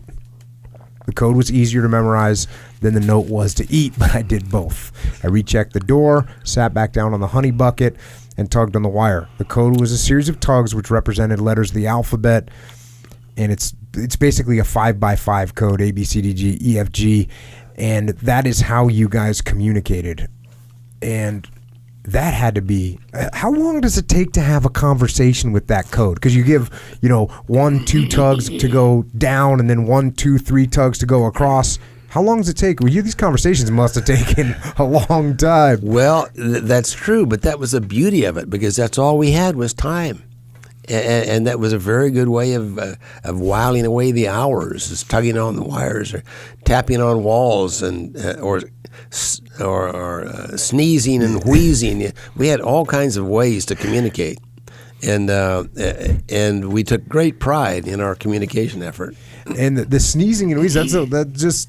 Was it Morse? How did the sneezing and wheezing work? Coughing? It was the same kind of thing. It was all based around this 5x5 matrix of the alphabet. Okay. And so a cough would be 1, a sneeze would be 2, a wheeze would be 3, and so forth. So that 2 sounds would equal a letter. Mm-hmm. And we use this in a lot of different ways. If a guy was outside chopping wood for a fire, for instance, and he would chop in this code, chop, chop, chop, chop, chop, chop, chop, chop, chop, chop, chop, chop, chop, chop, and it was well, we called it a radio station because everybody could hear it, and so if a new guy came into the camp and we knew who the president was, because we had no information at all. or knew who won the World Series, for instance. Why, that was really big deal, to get out there and chop the wood in a radio station and tell the entire camp who was the president. Did the guards ever catch on to that 5x5 code? Yes, occasionally. A couple of guys were tortured to reveal the code, but they could. But they were. It was really interesting because they were so uncoordinated that they couldn't replicate the code, and on several cases they tried to trick us, and they would empty out a cell, and they would go into that cell and try to tap on the wall or tug on the wire in the code, and we knew immediately, that it wasn't an American. Yeah, and you guys would get, like I said, it's interesting. You laid out two things. That first, the Vietnamese were like pretty much okay with stealing, and so you wouldn't get punished for stealing that bad. But the communication thing is what they would definitely punish you for. Yep, true. Yeah, that. I mean, that's the same thing. I mean, when we capture prisoners overseas, we don't want them to talk to each other. We'd separate them, and you don't want them to talk to each other. And at some point, you started getting letters and receiving letters. And how did that change the environment? Well, first of all, we were just overjoyed to see that our families, that my wife was okay, and that they knew that we were alive, and so it was a wonderful connection that we made. Now, we call them letters, but actually they were postcards, and they were highly edited. It began with the postcards were just blanked out, and then the Vietnamese decided, that's not good enough. They actually would cut out certain words. And so you get a postcard of 6 lines, and maybe of the 6 lines, there might be 15 words that were just cut out with a pair of scissors, so that sometimes you really couldn't figure it out what they were trying to say. But that the fact that that was in the handwriting of a loved one was very comforting. And yet those bastards, and I use that term very specifically for this situation, the Dear John letters, they'd leave those completely good to go and turn those over. Yeah, and can I say bastards for that kind of behavior? Bastards. Yeah, they were quick to tell us that our wives had filed for divorce, or that our parents had died, or that any bad news. They were very quick to promote. Yeah. The chain of command that you guys, here you are in this prison camp, and you guys all, you figured out, you realize we need to have a chain of command, and you put that structure into place. And when you did that, it seems like it seems like that gave you guys so much strength as a group to get in the chain of command, to organize yourselves. It seemed like that gave you guys so much strength and fortitude as you were there. It was absolutely our survival, was our chain of command. What you don't know in reading my book, because it only happened 2 or 3 years ago, a study was done of all the combatants of Vietnam, of all the 1.5 million people that were exposed to that war. 30.6% had PTSD. Almost a third of the combatants in Vietnam, post-traumatic stress disorder. Of the prisoners of war, 4% of us have PTSD. Wow. And it's primarily the guys who were shot down near the end of the war were only prisoners for a few weeks or a month or two. And what we really believe, this is spelled out in another book called Lessons from the Hanoi Hilton, which was written about 2 years ago. Lessons from the Hanoi Hilton explains that the reason why we came back and are in such great shape is because of the unity that we had and the leadership that we had in the prison camps. Because of the 591 guys came home, and of the 591, and they thought we'd be in baskets. They thought we'd be vegetables. They had our families briefed to institutionalize us for the rest of our lives. That's what they thought was coming home from the prison camp. I mean, what can you expect? From 591 guys, we've produced 17 generals, 7 admirals. Most of us retired as senior grade military officers. We have doctors and lawyers and preachers and teachers and bishops and judges. We have a bunch of congressmen, 2 United States senators, 2 ambassadors. We have a vice presidential candidate, a presidential candidate, my old flight instructor, John McCain. And they're telling us today we're healthier mentally and physically than if we hadn't been shot down. And it was primarily because of the leadership, the chain of command that we had over there, the unity that we found, and the purpose. That's what the leadership in the prison camp did for us. Jim Stockdale was our senior SRO, senior residing officer in the prison camp for a long time. And he said, we are no longer victims of circumstance beyond our control. We are not on the defensive here. We are military men, we are combatants, and we will pursue this war till our last breath. And so what that did was it gave us a reason to live, a reason to be, a reason to unify. And the way we fought the war from the prison camp was to try to deny them any propaganda.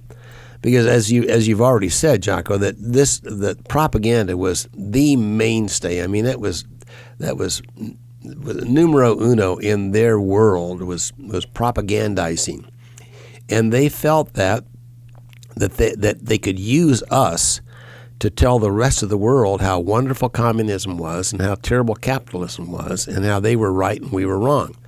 And so they would force guys to make tapes or write letters to the anti-war element and proclaim the wonderful nature of communism. And so our job was to defend against this. And so we set up all kinds of methods so that we would deny them any propaganda. Or even in some cases, we would even go farther than to deny the propaganda. We would use their tools against them. And that we would tell the world that, oh, by the way, we are being tortured. And oh, by the way, these guys are attacking our neighbor in South Vietnam. And so that was the big effort. And like I said, this whole thing just came out a few years ago that this was the big reason that we did so well and that we're so healthy mentally and physically today was because we had this chain of command.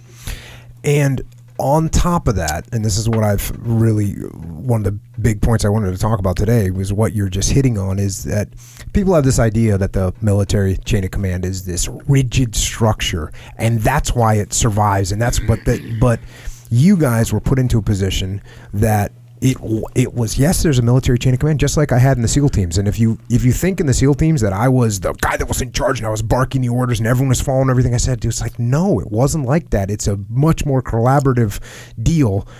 And and this really became clear. One section of the book here, I'm gonna read that what you were dealing with and how challenging this leadership position was for the people that were leading. So here we're going back to the book. Making sure that everyone was on our team was the first of many objectives. Understanding the rules of the game was the second. It was assumed that all of us had a basic knowledge of the military discipline and the code of conduct. This code, a very general document, was open to many interpretations. How we construed the code often depended on the severity of the situation. No longer could we pick up a telephone and call the Pentagon for advice. The broad spectrum of the code divided the men into at least 2 groups. Those who were disciplinarians by nature and interpreted the code strictly, and those who were liberal and rendered the code loosely. We called these 2 groups the tough guys and the softies. But this is the key part right here. Softy was not derogatory. The name simply indicated a different approach to the code. Tough guys, who referred to the line, "I will never surrender of my own free will," sometimes flaunted their incorrigibility and taunted the guards. The Vietnamese answered with torture, and the tough guys occasionally relinquished more information than the softies who never committed themselves. Regardless of our attitudes, we were all in the same boat. Each of us had acquiesced to the Vietnamese control to some extent, whether accepting cigarettes or bowing to guards. The line which separated the tough guys from the softies was often unclear. The important thing was to display unity, regardless of our individual philosophies. We clearly understood that the Vietnamese would capitalize on any chinks they found in our armor. Unity didn't evolve automatically. Learning its value required from us such introspection and sacrifice. How could a camp SRO appease the softies? If he interpreted the code too strictly, or if he was too lax for the tough guys. He was in an untenable position, having little control over the actions of men in other rooms. He had excessive responsibility, but none of the tools of authority. No reduction of salary, suspension of liberty, court-martial. Indeed, most of the fellows he had never seen. His only association being a tap on the wall or a scribbled message. To meet this impractical setting, the SRO wielded gentle sticks of diplomacy. They knew we were not boots, meaning boot camp guys fresh out of boot camp who asked how high at the command to jump. We were all trained leaders who acted independently.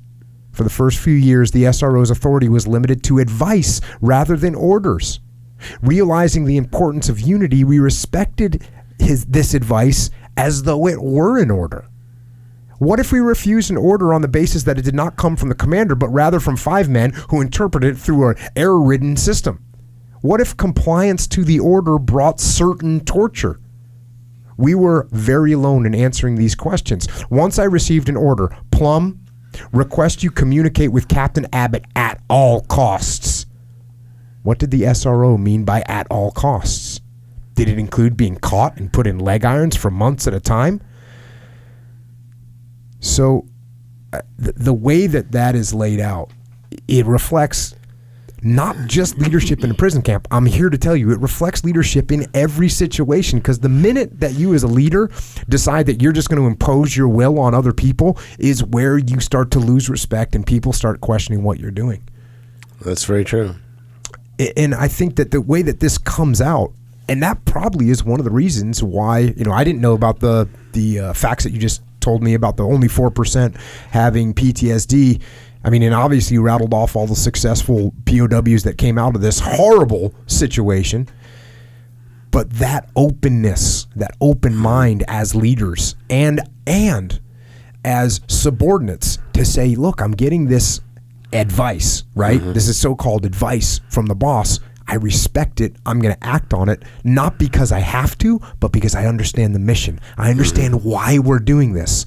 And therefore, it's not something that's being imposed on me. It's something that I am accepting and pushing forward of my own accord. Mm-hmm. That's a huge difference. It truly is. But I must admit that when I first heard about this, I was taken aback, and I'm thinking, this is really silly. I've got some senior officer down in the end cell of the cell block, and he's putting more restrictions on me than I already have. I mean, what's he going to do? Take away my Liberty card? Throw you in the brig? Yeah, throw me in the brig. I'm there, and I had to be convinced, that this was in our best interest. But it truly was, and obviously that's the reason we came out as healthy as we did, was because you say it better than most. Discipline, a discipline brought about freedom, and it was kind of crazy because we were being restricted even more, and yet because of the restriction we had unity, which gave us the freedom. Yeah, and then you guys started taking the broad code of conduct and specifying it, because you guys had so much time, into these things that you called plums. Right. And you didn't really know where the establishment of the word plums came from, but they were detailed tenets of how you all were going to carry yourself. And you called them plums, and they were things like the order that you were going to go home, not aiding the Vietnamese in whitewashing the truths, the resistance, what level of resistance you were going to give when you were interrogated, how much resistance you were going to give with, and Rescon 6 was just, military bearing, and then Rescon 1 was straight up hunger strike. Mm-hmm. that was one of the greatest displays, I think, that really affected the enemy, was when they found out that when our commanding officer of a camp could say, okay, Rescon 3, no more bowing to the enemy. And so throughout the camp, in these individual cells, there might be 75 different cells, and suddenly, at the stroke of one button, nobody would bow to the guards. And it really frightened them to know that we had that much control, that much unity. And it was a silly thing, but it really felt so good, that we had some leverage here.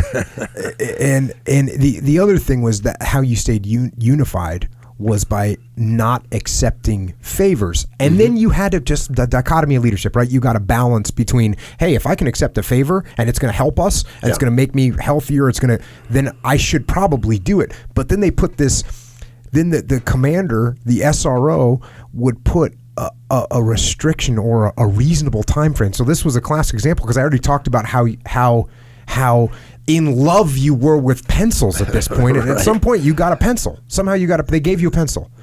And the word spread that you guys had a pencil. And the report or the direction came back was, okay, you have 30 days to get more pencils, so we're all equal, or you got to give the pencil back. Right. And you didn't get any more pencils, and you had to give that pencil back. Yep. That's... But that you can see how when you how unified you are, and how, just like you said, that shows the guards and the camp leaders, hey, we are unified, and you can't break us. You can't give somebody some special help and not give it to everyone. Yep. Unbelievable. Now, you started talking about this a little earlier, and I had to dig a little bit deeper on it because I think it hits a pertinent message, right? So when you talk about living with somebody, and how when you're living with somebody and the furthest you can get away from them is 8 feet, sometimes I feel like this with Echo, and we're, we don't even live with this guy, but sitting in this podcast thing and you start saying, okay, that's good. What things start to grind on you and irritate you. So whether they were exercise, you get a guy that's going to exercise while you're trying to sleep, or you get a guy that snores, which if you've ever dealt with somebody that snores, they can't help it. They don't even know that they sound like a chainsaw in your room. And you might get roomed up with somebody that snores every single night. Right. And the worst thing about somebody that snores is when you start thinking that it bothers you, it bothers you even more, right? The pacing was another thing that would, I'm just going to get up and pace, and hey man, just sit down. So all these things, some POWs ate rice a grain at a time. And, they got all these little, I guess these little idiosyncrasies, right? And what you eventually said was, I'm going to take those idiosyncrasies that bothers me about you, and I'm going to take the blame on myself. I shouldn't be bothered by this, and I'm the one that can't let it bother me. And that is a huge difference to what most people do, which is, hey, it's all about me, and if you're bothering me, you need to change. Right. And your all's attitude was, no, you know what? My attitude's, you don't need to change. I need to change. I need to become more accepting of the way you are. That's a big deal. If you can make that transition in your life, you'll be a much happier person. That's true. And I'm still trying. We all are. And it's one of those things where it really is a game changer, because now it's extreme ownership, right? I'm not going to blame everything on you for annoying me. I'm going to take it on myself. And then sometimes you'd have something that really, like, maybe you couldn't sleep, and now you got to talk to somebody else and have an indirect conversation instead of saying, hey, Echo's really bothering me clicking his pen over there. It's going to drive me crazy. Can you maybe talk to him about his pen etiquette and have him stop that? He's not doing it today, sir, but there was an episode where he had the pen in his hand. Things got a little bit fidgety. And I didn't let it bother me. You know what I did? Brought him a new pen that didn't have the clicker on it. I took ownership of that situation. You did. In today's world, we have so many people that are so offended by certain things, and it's the same principle there, is that if you offend me, that's really more my problem than it is your problem. You know, it's I'm the one that decides if you offend me, and so I need to change my idea of what's offensive. Yeah. One of the things that, and you know, where it's easy to sit and laugh here a little bit about some of this stuff, but one of your chapters is called Insanity. And I'm going to the book here. The first I knew of it was in the fall of 1968, and I didn't understand. An old beat-up French ambulance rattled into the courtyard, and an American wearing prison garb crawled out. He weaved like a robot with head down and shoulders slumped. It was odd. Guards never allowed POWs to walk that way. We double-timed. Who was this man? Had he just come from the hospital? Was he tortured into semi-consciousness, or was he faking? When would we find out? The man was hallucinatory, insisting that his cellmates were communists pieced together with limbs and heads of dead Americans. Whose arm is that, he asked. Is that my pilot's arm?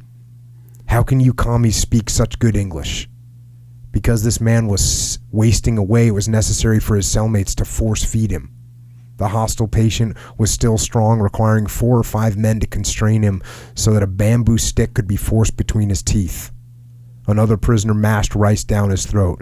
When they finished, he would gag himself to regurgitate what he thought was poison from the communists, spewing rice all over the room. He was entranced. When the Vietnamese entered the room, he refused to bow. Angered, a guard screamed, "Bow, bow," and whipped his fist across the expressionless face. The man continued to stand. The guards continued to beat him unmercifully. And you guys continued to see this every 6 months or so. We saw our sick POW comrade transported between solitary confinement and the hospital. We felt helpless. The only way we could assist was with prayer. After September 1970, we never saw him again. There's a little more to that story that I did not know when I wrote the book, that he had been a part of an experiment done by a Cuban. The Cuban came over to the communist country, and as near as we could tell, his sole purpose of being in Vietnam was to establish the breaking point of an American fighting man. And so this guy that I'm talking about in the book, and I didn't know his name at the time I wrote the book, Earl Cobiel, was actually tortured to insanity, and that is why he was insane, and so his roommates, and he was very belligerent, and I mean, here's another leadership principle, because you've got a group of guys in that prison cell that were being threatened, and some of them had broken bones or lacerations because of this crazy man. He goes on a hunger strike and is going to kill himself by not eating. And they had to decide whether or not they were going to force feed him and keep him alive and bring him back to his belligerence or let him die. And so it was quite a dilemma in the prison camp, and quite a dramatic time when that was happening. And they did. They force feed him and brought him back to health. And then the Vietnamese, for a reason we never really knew, but possibly because they saw that we had some control, and they didn't want us to have that control, they pulled him out of that cell, put him in solitary confinement, and then he died after that. But it was a tragic event that a guy would be tortured to the point of insanity. And that was the purpose of the torture. Yeah, exactly. That's what you said. You said the purpose. The purpose was to find his breaking point. Yeah, to find the breaking point, and they found it with Cobiel. Mm-hmm. You have another chapter, and we touched on this a little bit earlier about faith. Going back to the book, "Thy will be done. Thy will be done." It seemed presumptuous to try to change God's will, to make a deal with the omnipotent. If I promised to devote my life to the ministry in exchange for freedom and failed to follow through, what then? No. Trying to bargain with God was unfitting. From the beginning, I offered prayers of acceptance. I remembered the experience of seeing the Christ-like shadow in the green knobby room and the comfort I felt in that time of great need.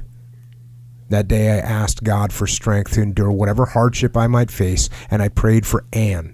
not for her fidelity or success, but for tolerance, courage, and most of all, her happiness, with or without me. I continued this daily prayer. Now faith was not just yours, but everyone. And here we go again, showing some of the power that you guys had as prisoners. Back to the book. Thousands of Bibles had been sent to us from church groups all over the world, but the Vietnamese gave us none.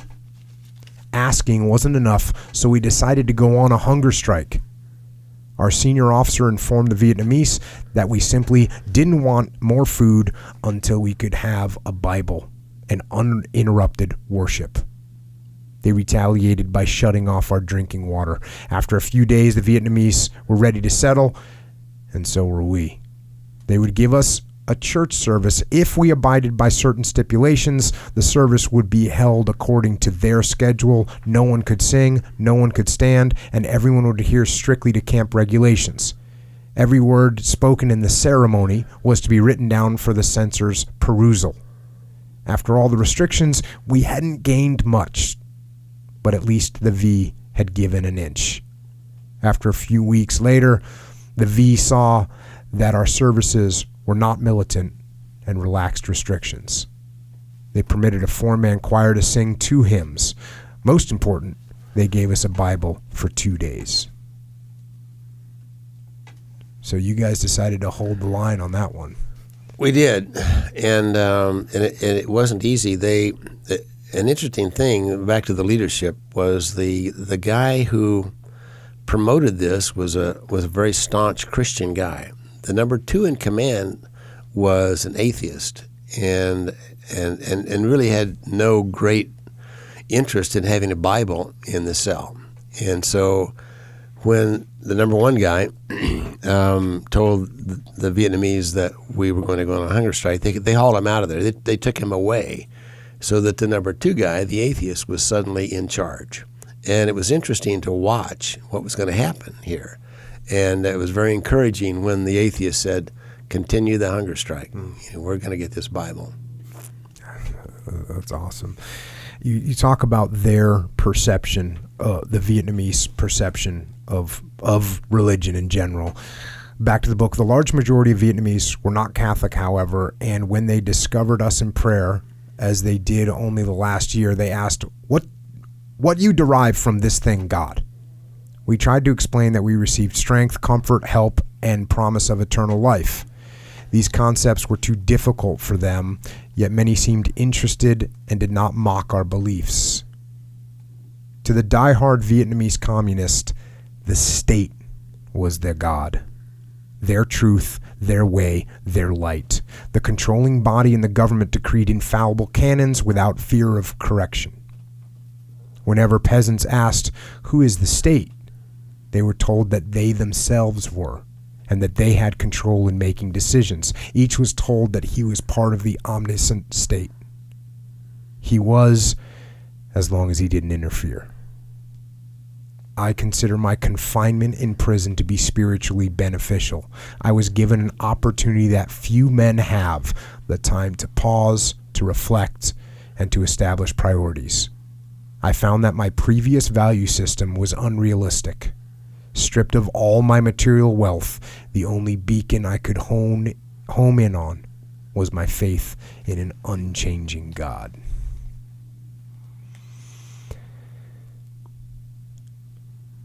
And you also went very deep on thoughts around patriotism. And here's your talking about patriotism. Some POWs were super patriots, feeling the United States could do no wrong. A few felt that we had made a mistake and that it was time for us to get out. With most of the prisoners, I accepted the fact that we were not perfect, but felt that we were fighting for a worthy cause and should persevere until the end. And this is something I've brought up on many occasions the fact of how hard when I fought in the war in Iraq, and we went through extreme measures to try and protect the civilian populace and the civilian infrastructure. And here's your comments on that. Back to the book. Great efforts were made to persevere the lives and property of civilians. Pilots were threatened with court-martial if they failed to pinpoint accurate military targets, even to the extent that they would jeopardize their own lives by swooping just above treetops to preserve a peasant hut 50 yards from a SAM radar scope.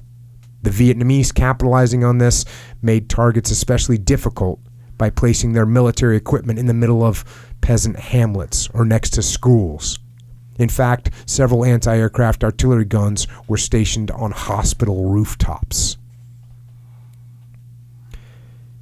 And your thoughts about the involvement here. The most powerful free nation in history could not idly watch the communist world gobble up and dissolve sovereign nations. We had to play the surgeon to excise the malignant disease of mind control. I don't condone war. I think there are few justifiable reasons for killing. In Vietnam, war was a last-ditch effort of international diplomacy. It was difficult to justify my 6 years of imprisonment when politicians with expense-paid trips to Paris should have solved the problems through negotiation. In this case, our negotiations were at the end of their rope. The communists didn't understand anything but the big hammer. When our B-52s shattered Hanoi's defenses with thousands of bombs, the Vietnamese realized we meant business. And this thought here, we faced east once a week and pledged our allegiance. We contrasted our Bill of Rights and the Constitution to the Communist Manifesto. Daily, we saw how Big Brother destroyed individuality. We compared our lot with that of the guards. While prisoners of war were behind bars, the Vietnamese were captives inside their own bamboo borders. We considered ourselves more fortunate than they. One day we would leave our cells. Powerful statement. And that's exactly the way we thought, was that they were the prisoners and we weren't. We were always of the belief that we would go home, and they had to stay there. You know, they had to stay in their prison, and we would eventually be released. And you were right. And during the week of 21 to 28 January 1973, for the first time, treatment was actually humane. The Vietnamese set up a volleyball net and allowed us to play or to exercise. They gave us books and magazines from home. We knew something was happening. So you guys started to sense that it was, and you talk about this in the book. I didn't go into it much, but there was always some people that were, what'd you call them? The people that would look at the amount of food you got. Oh yes, and they would read the amount of rice you'd be given as to some foreseeing the future of how long you're going to be in there. What'd you call them in the book? We call them I forgot, like fooditarians or something like that.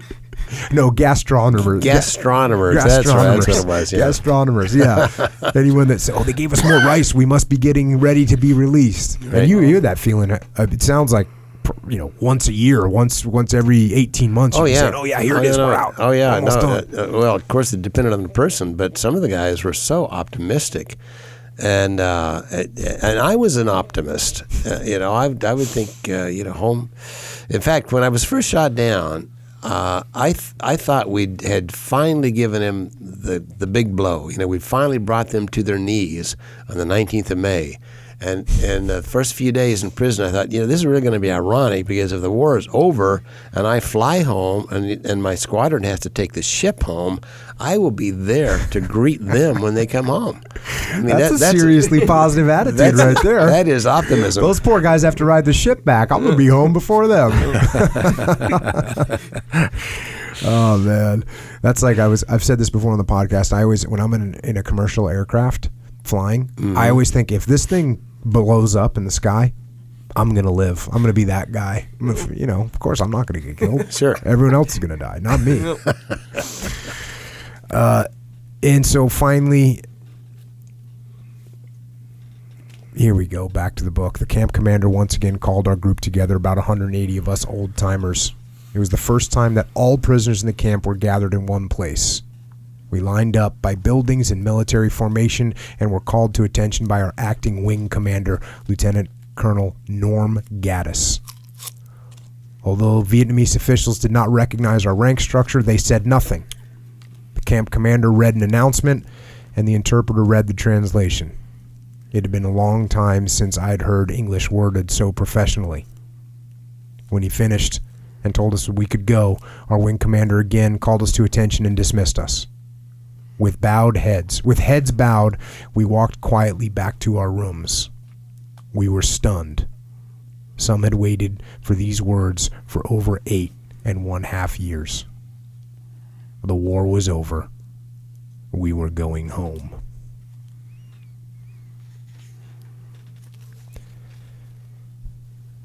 Did that even feel real at that point?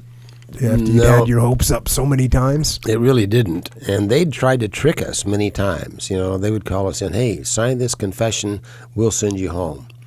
And so even when it happened for real, we couldn't believe it. Mm-hmm. And it wasn't really until we finally got aboard that C-141, and it took off, and the wheels in the well. And when there was a little bit of a administrative situation when it came time, because you guys had all knew that you were going to follow the order that you were the sick and injured were going to go first, then the enlisted guys were going to go, and then order of capture. Exactly. And that was part of the Plumbs. Right. Okay, that was part of all of the rules that we were abiding by. And so we were numbered. Okay, the sick and injured guys went home, and then it was our turn, but by number of the date of shoot down. And they pulled 20 of us out that were out of order of the shoot down date. And we made a big deal of this, and they told us. Well, Kissinger told us we almost caused an international incident because for whatever reason that we really never knew for sure, except that all 20 of us had some disappointing feature to our return. And we never knew if that was the reason or not, but we were either coming back to deaths in the family or disease or divorce or that kind of thing, all 20 guys. And so, but we were out of order, and we did not know why we were out of order. And so we told them we weren't going home. And it went back and forth for almost a day that we refused to go home. And then finally, Colonel Gaddis just pulled you in and said, listen, you guys are going home. Yeah. He gave us the direct order.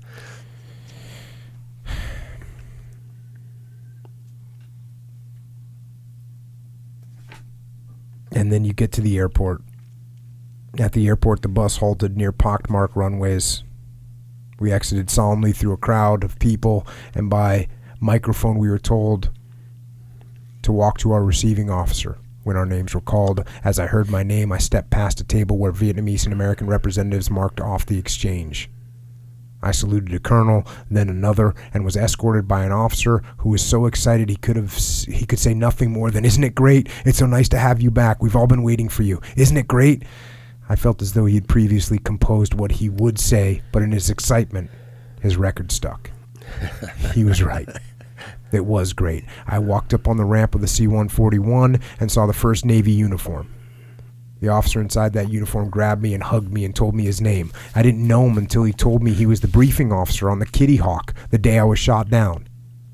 Gary Morrow and I had once worked many hours together, and now we could joyfully recall old times.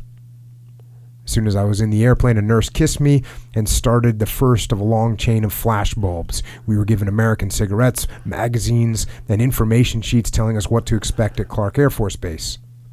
The pilot taxied down the runway, pushed the throttles, And at the moment of liftoff, suddenly it hit us. We were off North Vietnamese soil. We screamed above the noise of the engines. Minutes later, we were soaring above the Gulf of Tonkin and saw some of our ships. The commander of the 7th Fleet sent a message of welcome, and Jim returned the radio comm with a thankful acknowledgement. By nightfall, we reached the Philippines and Clark Air Force Base. As soon as the doors opened, we could see and hear the enthusiasm from what must have been 5,000 people. Banners and bands, choral groups and cheerleaders, everyone seemed to be there. I walked down the ramp, saluted a general, and then an admiral.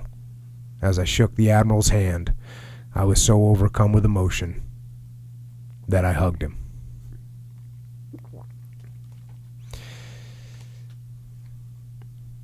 So you hugged the admiral. That was embarrassing. I don't know why I did that. It was just one of sir, one of can I things. maybe take a stab at that? You've been gone for 6.5 years. I would have hugged him. I think I would have kissed him. It'd been on. Thank you, sir. Yes, sir. You're allowed to hug the admiral when you come home after that. No, that's. Okay. But I could tell when you wrote that you were sort of like, "Ugh, what did I just do?" But, Exactly. Overcome with emotions and then you start kind of the in-processing thing. And that had to be when they start handing you magazines and cigarettes and food and all that. You go into that somewhat in here when they're just, how overwhelming is that? It was wonderful. It was joyful.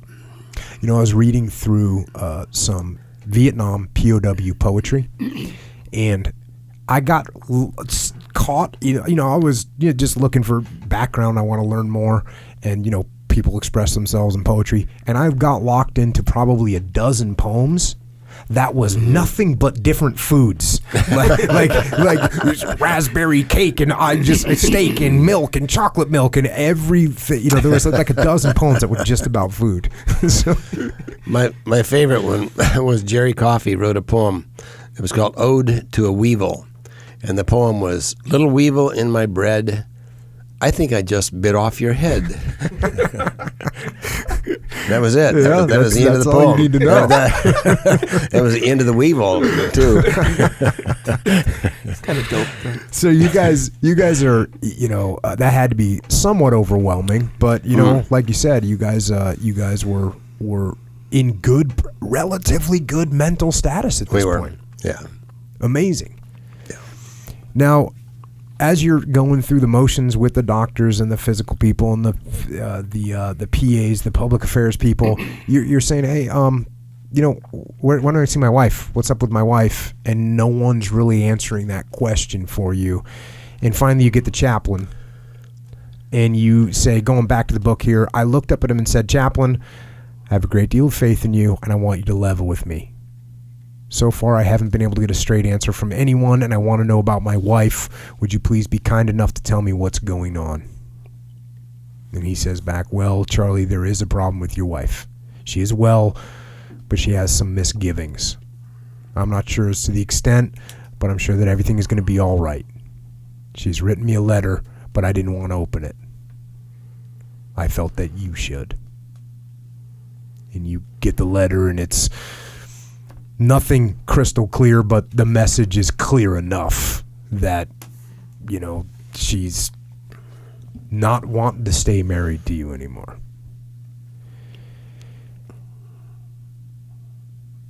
And you call her the next day. Actually, called my parents first. Okay. Back in Kansas.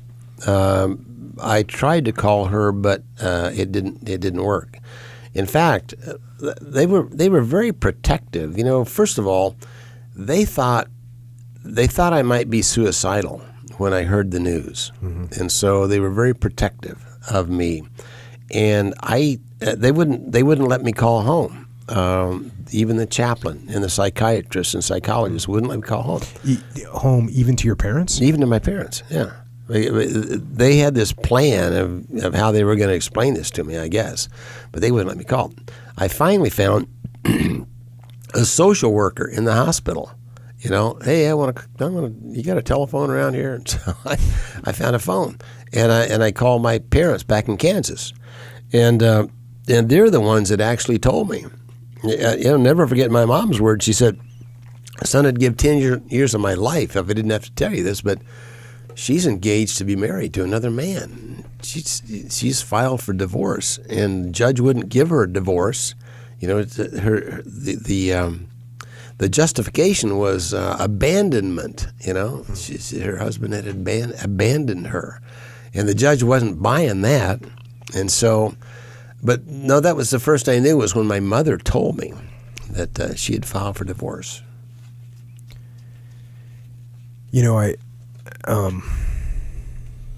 Going back to the book here, a few days later, so you talk to Anne, but then some of the stuff you say here is, I just have to quote it. Back to the book. Yet Anne had told me that she wanted to remarry. I would not become an obstacle to her happiness. I called her parents, and they seemed quite unsettled about Anne's decision. A few days later, I called Anne again, and she complained that many members in the news media had been harassing her. She said she had often been misquoted and was the victim of character assassination. I then talked personally to some of the newspapermen and told them that I did not want her to be maligned in any way. In fact, I wanted them to say nothing at all about my wife.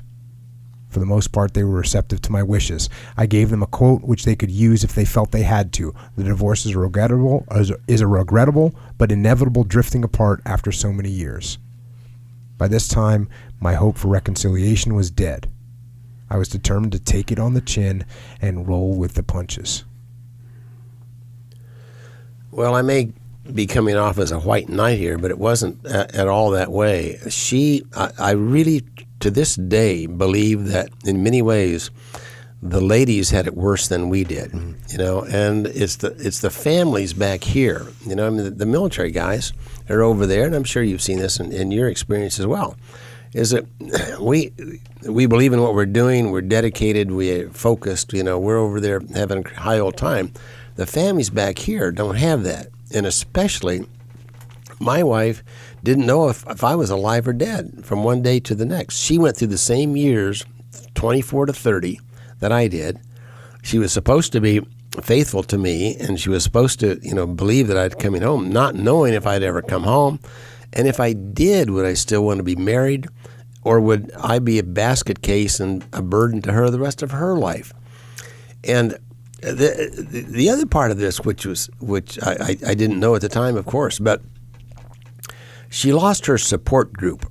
They had a big wives club, the squadron pilots. All of our wives got together, and they would take pictures and send us cookies and make tapes and all these things. And it was a very close-knit group, the wives of the pilots. Well, when I was shot down, or when anybody was killed or captured, that wife was sort of summarily shunned by the rest of the group.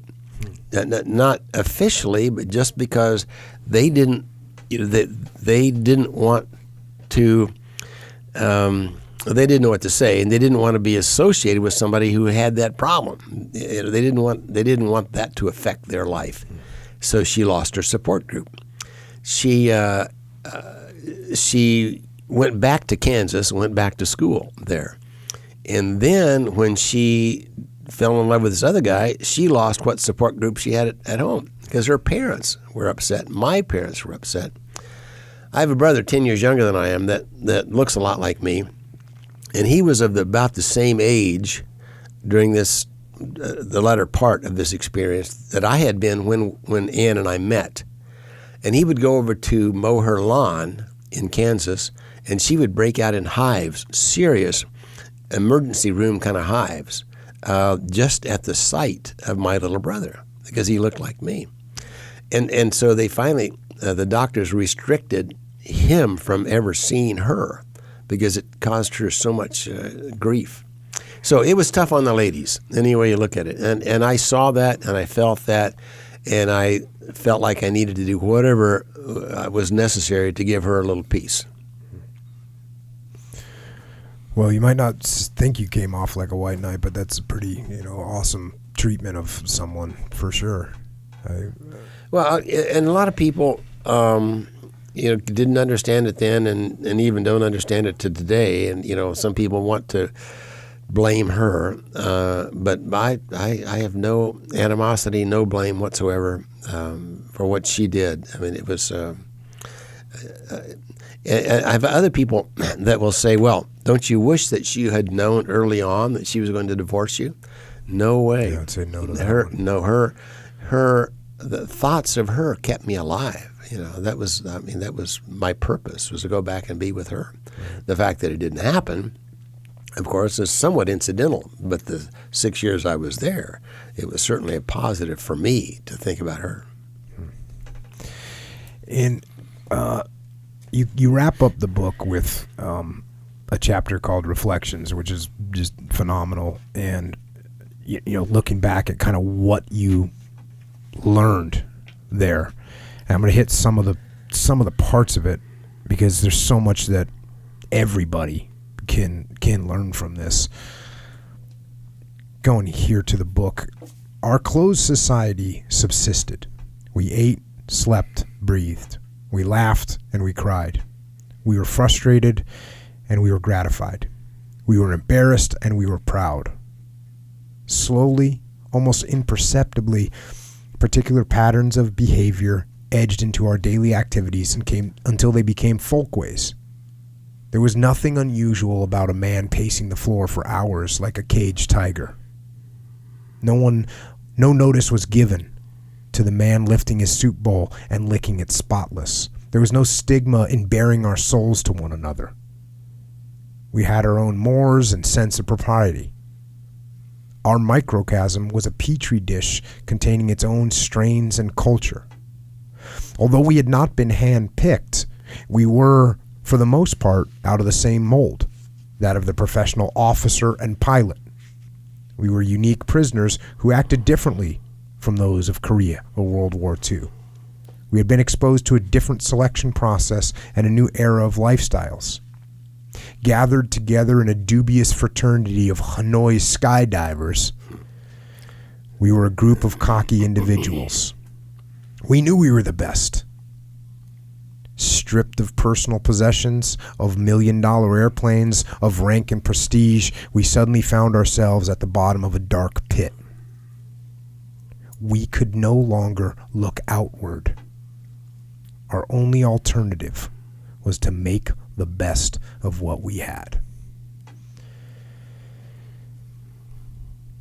And when you have so little, and for you guys to take that attitude, then there's so many people, and I hear from people all over the world that will reach out to me and talk about the situation that they're in, a bad situation and a negative situation. And it's hearing from people like you that makes everyone realize I need to make the best of what I have. I need to make the best of the situation I'm in, because if you guys could do it, anyone could do it. Again, this sounds like grand high-level philosophy, but it was almost a survival technique. It was almost, hey, this is the way that we can make it through this, is believing in the future and believing in ourselves. And I look back on that 6 years, and it was probably the most important 6 years of my life because I came through this silly experience with this kind of discipline and this kind of thought process that, hey, it's not the hand you're dealt, it's the way you play the hand you're dealt. And you may not have 4 aces this round. You may have trash, but if you play it right, it can still be a winning hand. A little bit of talk about you coming home. Back to the book. My first impressions of home were not too encouraging. Newspapers and magazines were devoted largely to the drug problem, permissiveness, the energy crisis, abounding crime rate, and eroding family structures. I was worried from a selfish viewpoint. I had sacrificed many years for my country, and I didn't want some young whippersnappers destroying it. But I decided to give myself a 1-year moratorium before taking a firm stand on any of my observations. And I found that the news media in particular had exaggerated the negative. I didn't have my wallet stolen, nor did I see opium dens or gang wars when I visited schools. Instead, I was pleasantly surprised with student demeanor.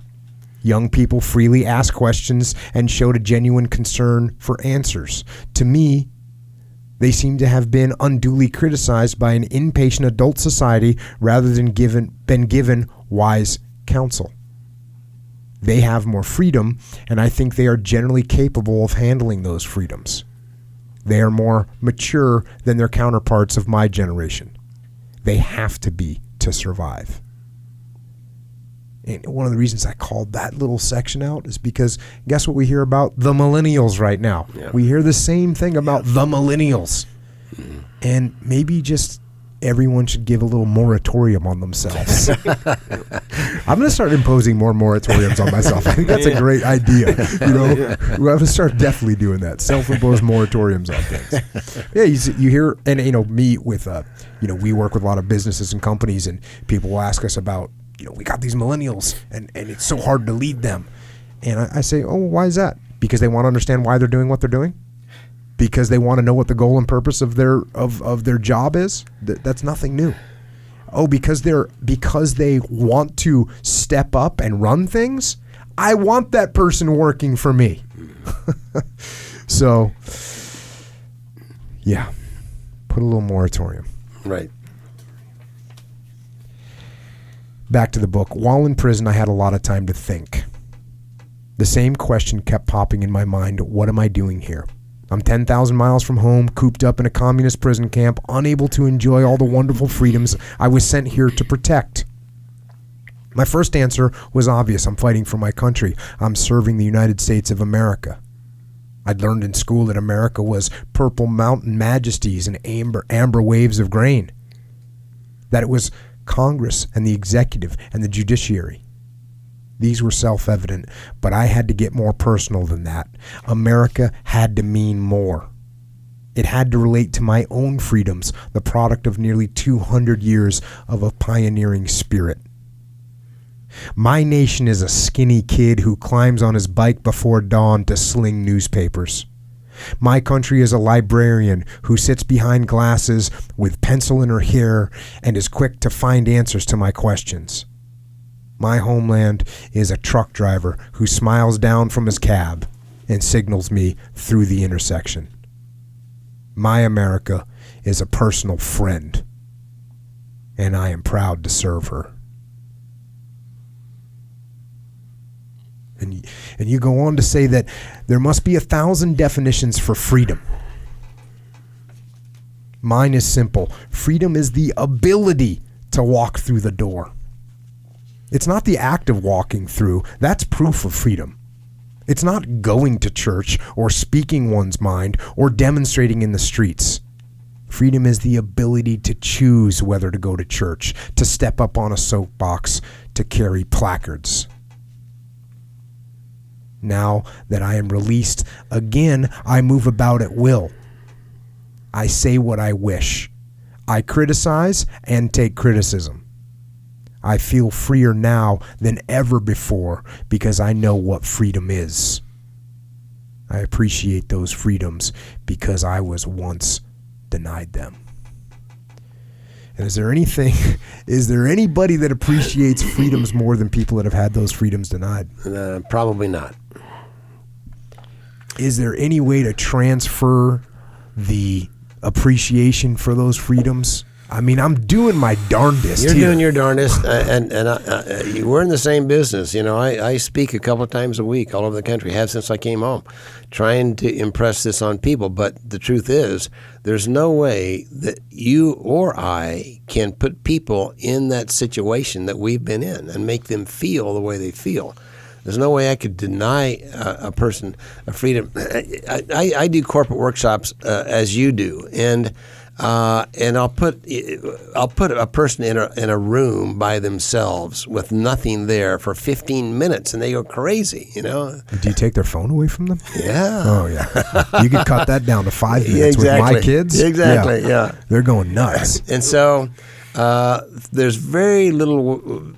Well, I should say it this way. It's difficult to make that transfer, to make a person appreciate freedom when they've never lost theirs. And all I can do is tell the story. Yeah. And I appreciate your helping me tell the story. I'm trying over here. I'm going to, occasionally I just have to go a little bit of the distance on some stuff that I have to read in here. And this is one of those situations to wrap up, because I think this is just such an important message for me, for everybody.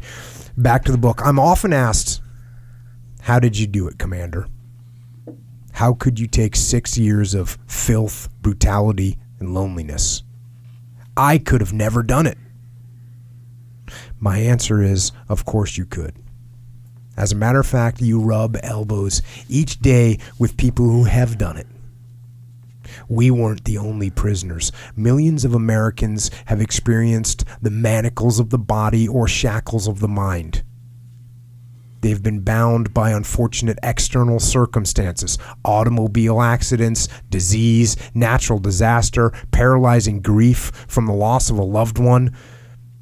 They have suffered deprivation and humiliation. Once a victim of misfortune, many become too insecure to open doors. Instead, they allow themselves to wallow in despair. They become alcoholics, drug addicts, unfaithful wives or husbands, unruly children. Inability to face personal responsibility is often hidden in seemingly innocent pastimes. Golf, poker, television, sleep. These diversions spawn intense feeling of guilt and worthlessness. And some victims ultimately isolate themselves and become despondent. A few commit suicide. I had ample opportunity to damn society and curse my fate. But what good would that have done? To be sure, the Vietnamese would not have released me simply because I felt sorry for myself. On the contrary, they used every available means to make that happen. A despondent prisoner was a prime candidate for communist indoctrination. My secret for enduring 6 years of hell is really not a secret at all. First and foremost, I had faith in God, knowing that His will would be done. I never doubted that I could persevere. I simply trusted God's promise to answer my prayers. I also loved my country, its people, and its freedoms. I realized that because of the human element, mistakes could be made. But in growing up, I had discerned that most of the people in this great land are honorable and compassionate.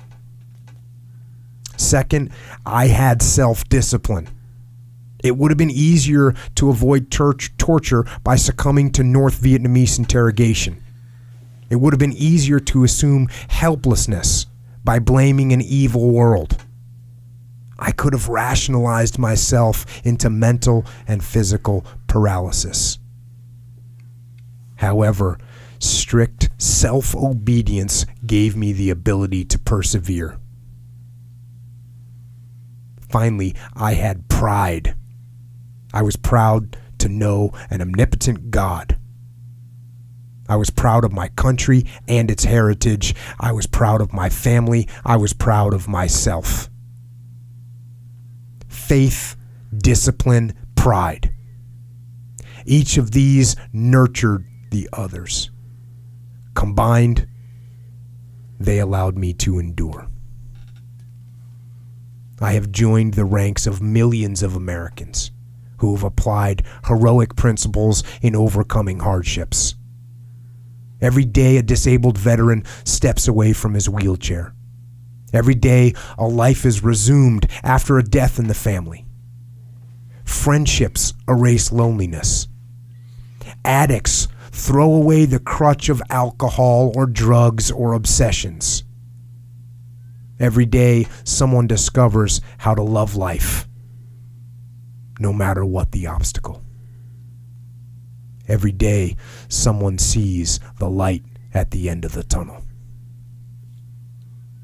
These ordinary Americans are not held in esteem as heroes, yet they have suffered grave misfortune and have recovered, just as I.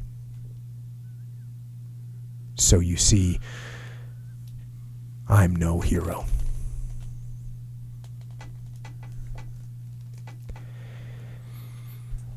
And I think it's that very humility, sir, that makes you a hero, because you are certainly a hero to me and certainly a hero to this great nation. Well, thank you for that. And I throw those bouquets right back at you. You're one of my heroes. I don't accept, sir.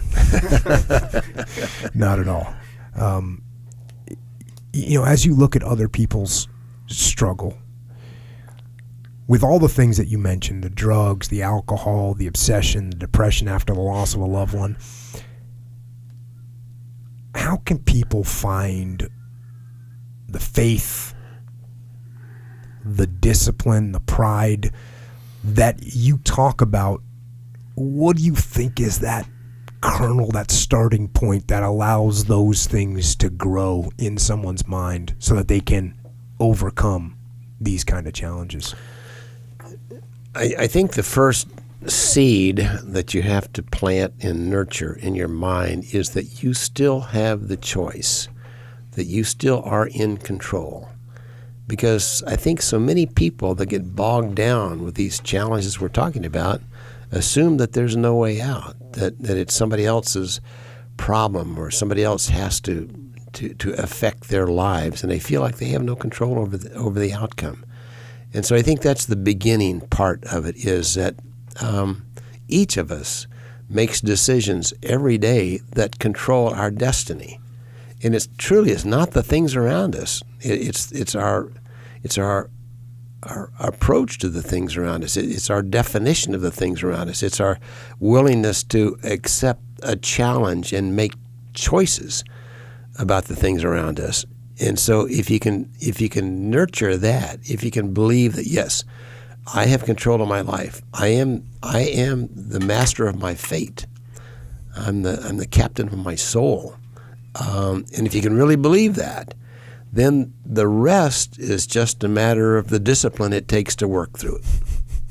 It's interesting. I was talking to your son Alex, and we were talking about how, as he was growing up and he was hearing your sort of philosophy of life and the world, and when he heard me on a podcast, and he started saying, "Wait a second, I've heard this kind of stuff before," and then we were talking about how I've kind of said that now, that there's some, I hate to go so far as to say universal truths, but there's certainly some things in human nature and human life that are very similar across the board. And when you take people and you put them through this crazy thing of life, and you provide them with some similar challenges, they're going to come to very similar conclusions. And from what you just said,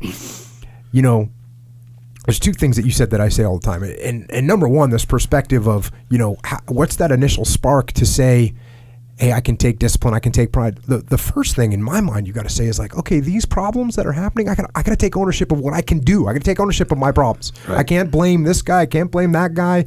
I got to take ownership of them. And that's the first thing. And then the other piece that you said that I say all the time is you got decisions to make.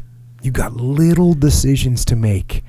And if you can make that right decision, if you can do the right thing at that moment in time, it's not going to change your life. That one decision won't change your life, but then you're going to, 3 minutes later, 30 seconds later, an hour later, you're going to make another decision. And can you hold the line and get yourself pointed in the right direction? And can you have the discipline to do that? Can you have the faith in yourself that you're going to make that happen? And can you have the pride? And Dick Winters talked about that too on the last podcast. Dick Winters from the 506 Band of Brothers. But one of the big things that he was concerned about with his men was if he saw them begin to lose pride. And how, hey, if I don't care what Echo thinks of me, if I come in here, I'm not ready for this podcast, and he's going to look at me like, oh, I guess Jocko's just letting it slide. And all of a sudden, if I don't care anymore, I don't care anymore. Now I'm not preparing. Now I'm not getting ready. And then you take someone in combat, and they start to lose pride, and all of a sudden they say, I don't care who sees me acting the wrong way, who sees me slacking off on a watch, who sees me not cleaning my weapon, if I don't care about that anymore, that's the beginning of that downward spiral. And pride is one of those things that you have to be careful of, because just like any other dichotomy that we have as human beings, yes, you can get so much pride that you no longer think you can do anything wrong, in which we know where that leads. That's right. And you can have not enough pride to keep yourself on the right path. Amazing stuff.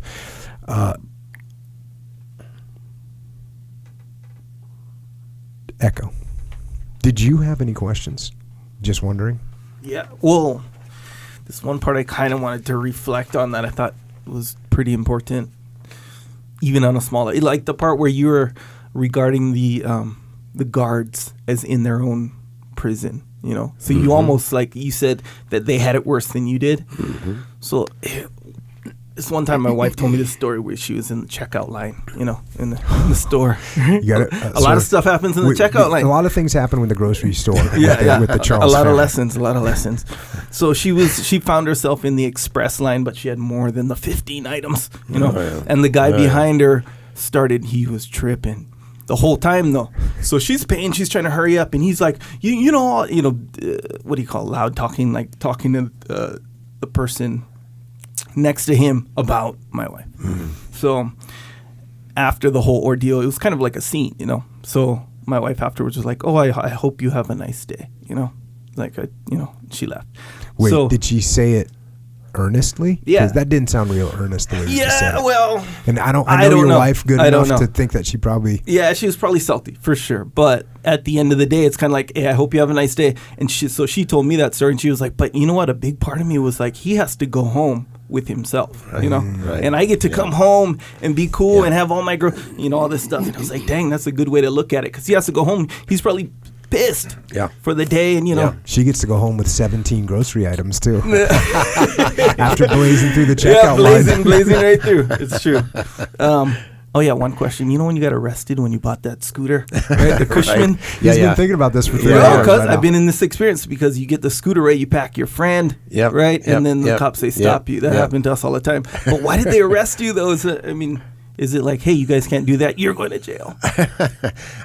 Well, it was rather unusual, I think, for these cops to see these two little guys. You know, we were 13 and 14 years old, and we weren't very big to begin with, and the motor scooter was bigger than we were, and it's in the middle of the night, and I think they felt. They felt like there was something suspicious going on there. Yeah, you guys took it. You guys stole it. Well, all right, Echo. Sir, do you have anything else on that right there? No. Okay. No further details on the scooter rides. No. We got that cleared up. Yeah, we'll drop that. Echo. Yes. Do you think that you could maybe tell us how to support the podcast? Sure. If you want to. Of course I can. That's what I'm here for. One of the many reasons. So, if you want to support this podcast, many ways. First way, you can support yourself.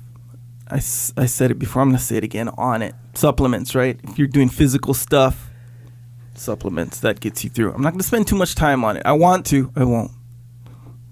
I'm going to recommend the krill oil and the Strongbone. That's it. See, now sir, I'm not letting this annoy me. I'm just like okay with it. It's my problem. If I don't want to listen to him talk, that's my problem. He has the right to speak for long, hours about, this stuff. But so we're gonna let him do it. Here's the thing, though. Like, let's say you were to get annoyed. The only reason you'd get annoyed is because you know this stuff. Oh, that's some right. people, they don't know. There's all those people out or there maybe that they want to hear it again on your every word. Yeah. But the good thing about Onnit, that's the good stuff, because supplements can be kind of junk sometimes. But this one, 100%. This is the good stuff. And there's stuff for everything in life. Everything. We only talk about the krill oil. Some other stuff. But you go on there, protein, wellness stuff, even like digestive, everything they got on there. Onnit.com. That's where you get it. If you want 10% off, Onnit.com/Jocko. Another way. Before you do your Amazon shopping, click through JockoPodcast.com to do your Amazon shopping. And then, do your shopping as normal. It's a good way to support. Small action, big reaction. Takes 3 seconds? Something like that. Maybe 4. I don't know. Either way, do that. That's a good way. Also, subscribe to the podcast if you haven't already. That's iTunes, Stitcher, Google Play, and other podcasting platforms. Subscribe on YouTube. I put some excerpts on there. Mm-hmm. I watched some that more. last one. That was a good one. 12 minutes is your, just so you know, you're getting outside the boundaries I'm pushing it of an excerpt. Man, I'm listening to it. I'm like, we don't want 2 hour end excerpts it right by the there, way. but I'm like, oh wait, that kind of helped it, you know. What was the title of that one? What was it? It's a good one. It's 12 minutes long. Emotion. Oh, getting hangry. Oh, getting you know? stifling your emotions. Your emotions I kept when saying, need be. stifle your emotions. Yes, exactly right. When it's level 2 or lower on the Richter scale of emotions, you can't behave your emotions. Your behavior can't be based on emotions. Anyway, look at that little excerpt. Put more on So there. what do you subscribe to? Jocko podcast YouTube. Subscribe to that. That's what you subscribe to. Okay. Yeah, you know, the Jocko so it's podcast like a channel. YouTube channel. It's just like a channel. It's a YouTube Big channel. this stuff. Anyone who knows about YouTube is going to know this. Okay. I think. I know a little bit about 99%. YouTube, but I didn't quite put all that together. It's all good, bro. I think you're already subscribed. You get the notification. I do. No, I am subscribed. You're all good. 100%. Also, Jocko has a store. It's called JockoStore. JockoStore.com. There's some good stuff on there. T-shirts, if you like T-shirts. We wear T-shirts, right? I know I do. Some women's stuff on there. Shirts, patches, rash guards, hoodies. New rash guard out. Oh. Maybe not. You got to look. JockoStore.com. Get some good stuff. We got some kids stuff too on there. Yeah, that's right. You're wearing one of those. Some Warrior Kid stuff. If you're on YouTube, a bunch of people were hitting me up for Warrior Kid T-shirts, and then immediately people said we want them for adults too. So we made some for kids, but then adults said we want them. Yeah. So now we got Warrior Kids. Because can you be a 45-year-old Warrior Kid? I think I am. Sure. Yes, I think I'm in the game as a Warrior Kid. Yeah, and if you didn't, I mean, you're going to obviously talk about the Warrior Kid book, but man, when you read that book, you're like, dang, I wish I would have read this, whether it be when I'm a kid. I wish I would have read it one day before I read it that day. It's like, that's how much you wish you would have known all this stuff, because it's real basic, but it's so deep, man. Uncle Jake's got some info layers, for everybody. Man. Layers upon layers. Yeah. There's people now identifying layers on Twitter, by the way, which is there's been some really good identification of layers. There's some layers in that book. Yeah. They're going to get deeper too. Yeah, man, it's good. So yeah.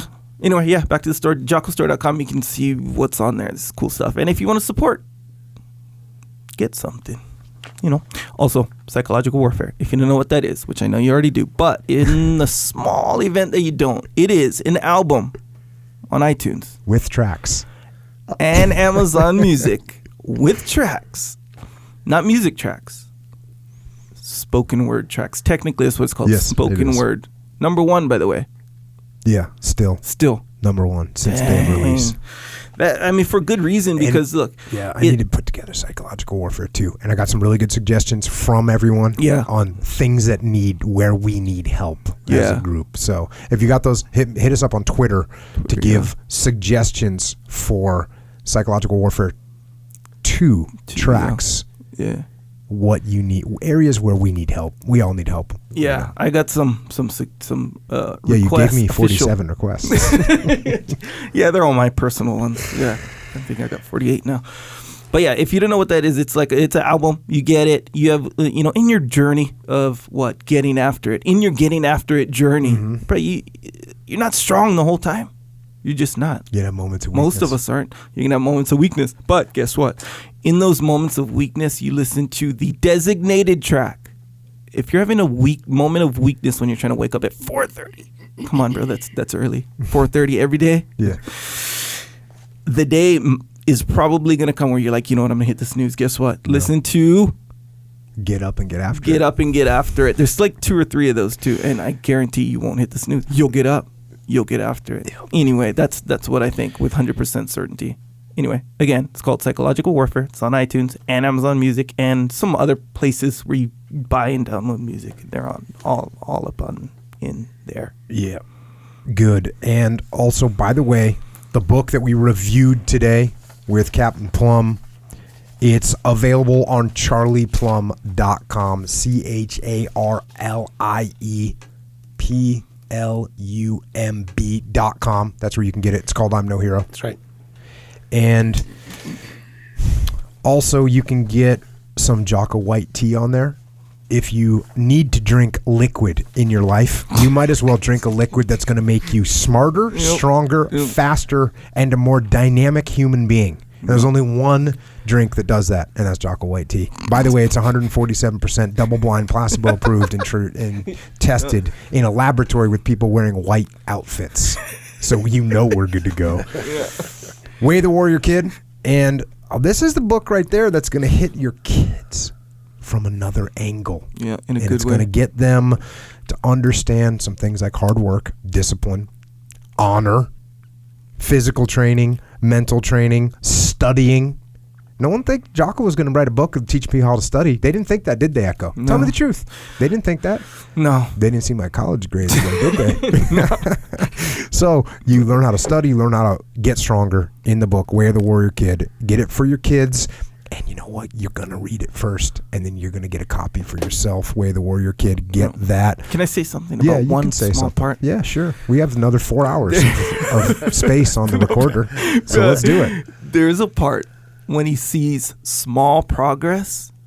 I think he was after one pull-up, and he's like, yeah. Oh, yeah. Fired up. The part when he said he scolded him, a small, mild scolding for celebrating too early. Yeah. Or too much too early. Uncle Jake says, hey, take it easy there. Yeah, good. But then he said, now come over here, give me a high five, and get back to work. Ooh, he let him celebrate a little bit. That was good, man. I thought that was good. Uncle Jake is a good man. Yeah, it's good, man. He puts it out to it right. Also, you can pre-order the book, Discipline Equals Freedom Field Manual, which explains to you how to get after it. So get after it and order the book. Of course, Extreme Ownership. This is for your leadership principles tested in combat, tested in the business world. They're there for you to read, learn, lead, win.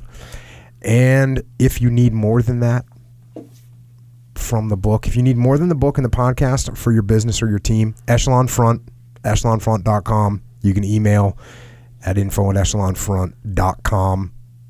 Leadership and management, consulting, training. Also, The Muster, number 3. Number 3, Austin, Texas, July 13th and 14th, Omni Barton Creek Resort. I'm not going to say spa anymore. I'm not going to the spa. No. No. I'm going to have that thing shut down while we're there. Good. Spa going on. So come down July 13th and 14th. Join us in the pursuit of world domination. That's the goal.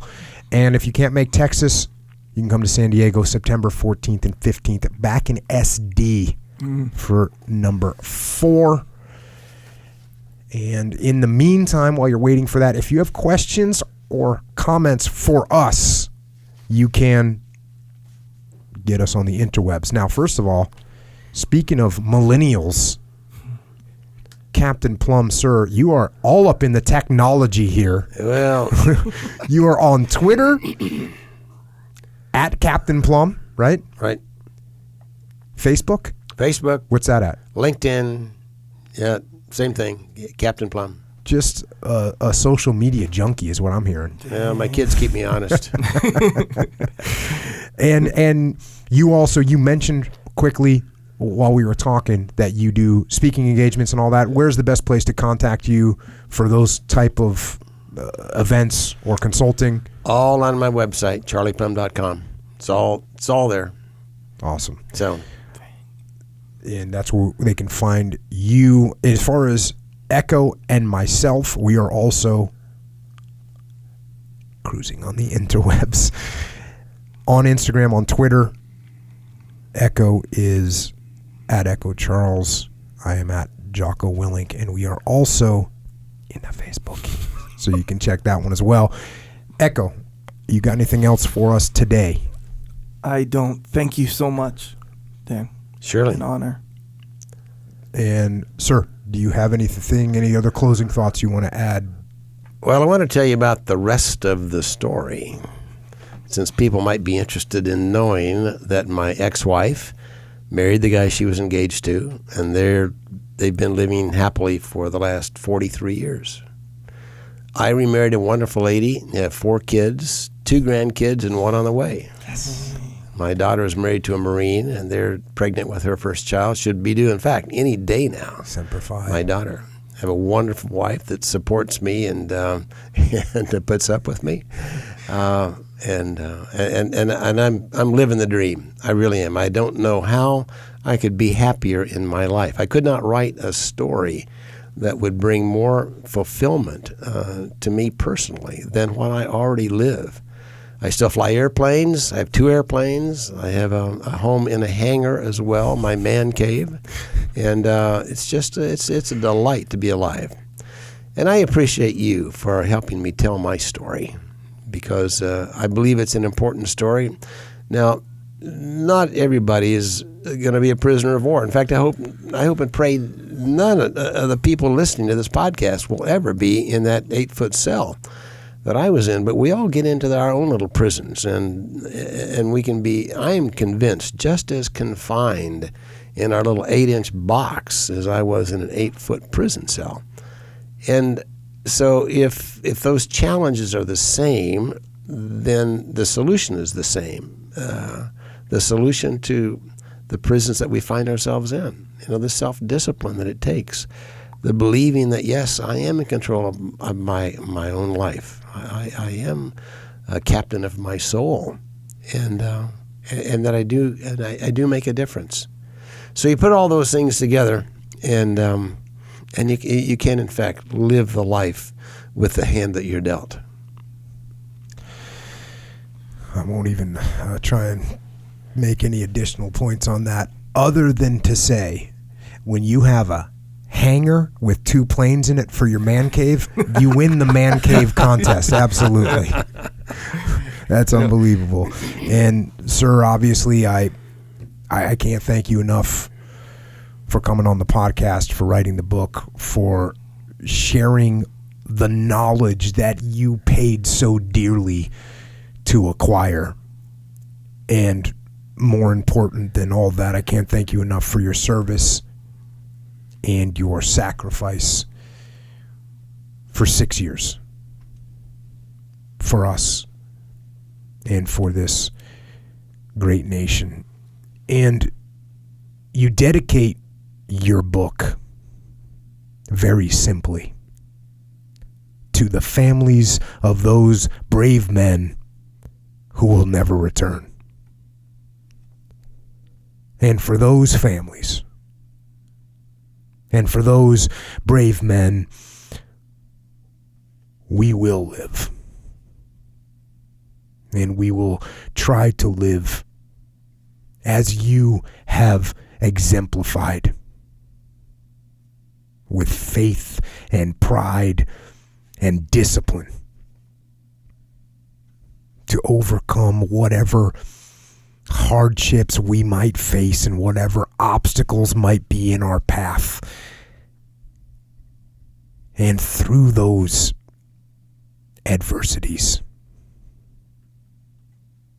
discover every day how to love this life. So until next time, this is Captain Charlie Plumb, and Echo, and Jocko. Out.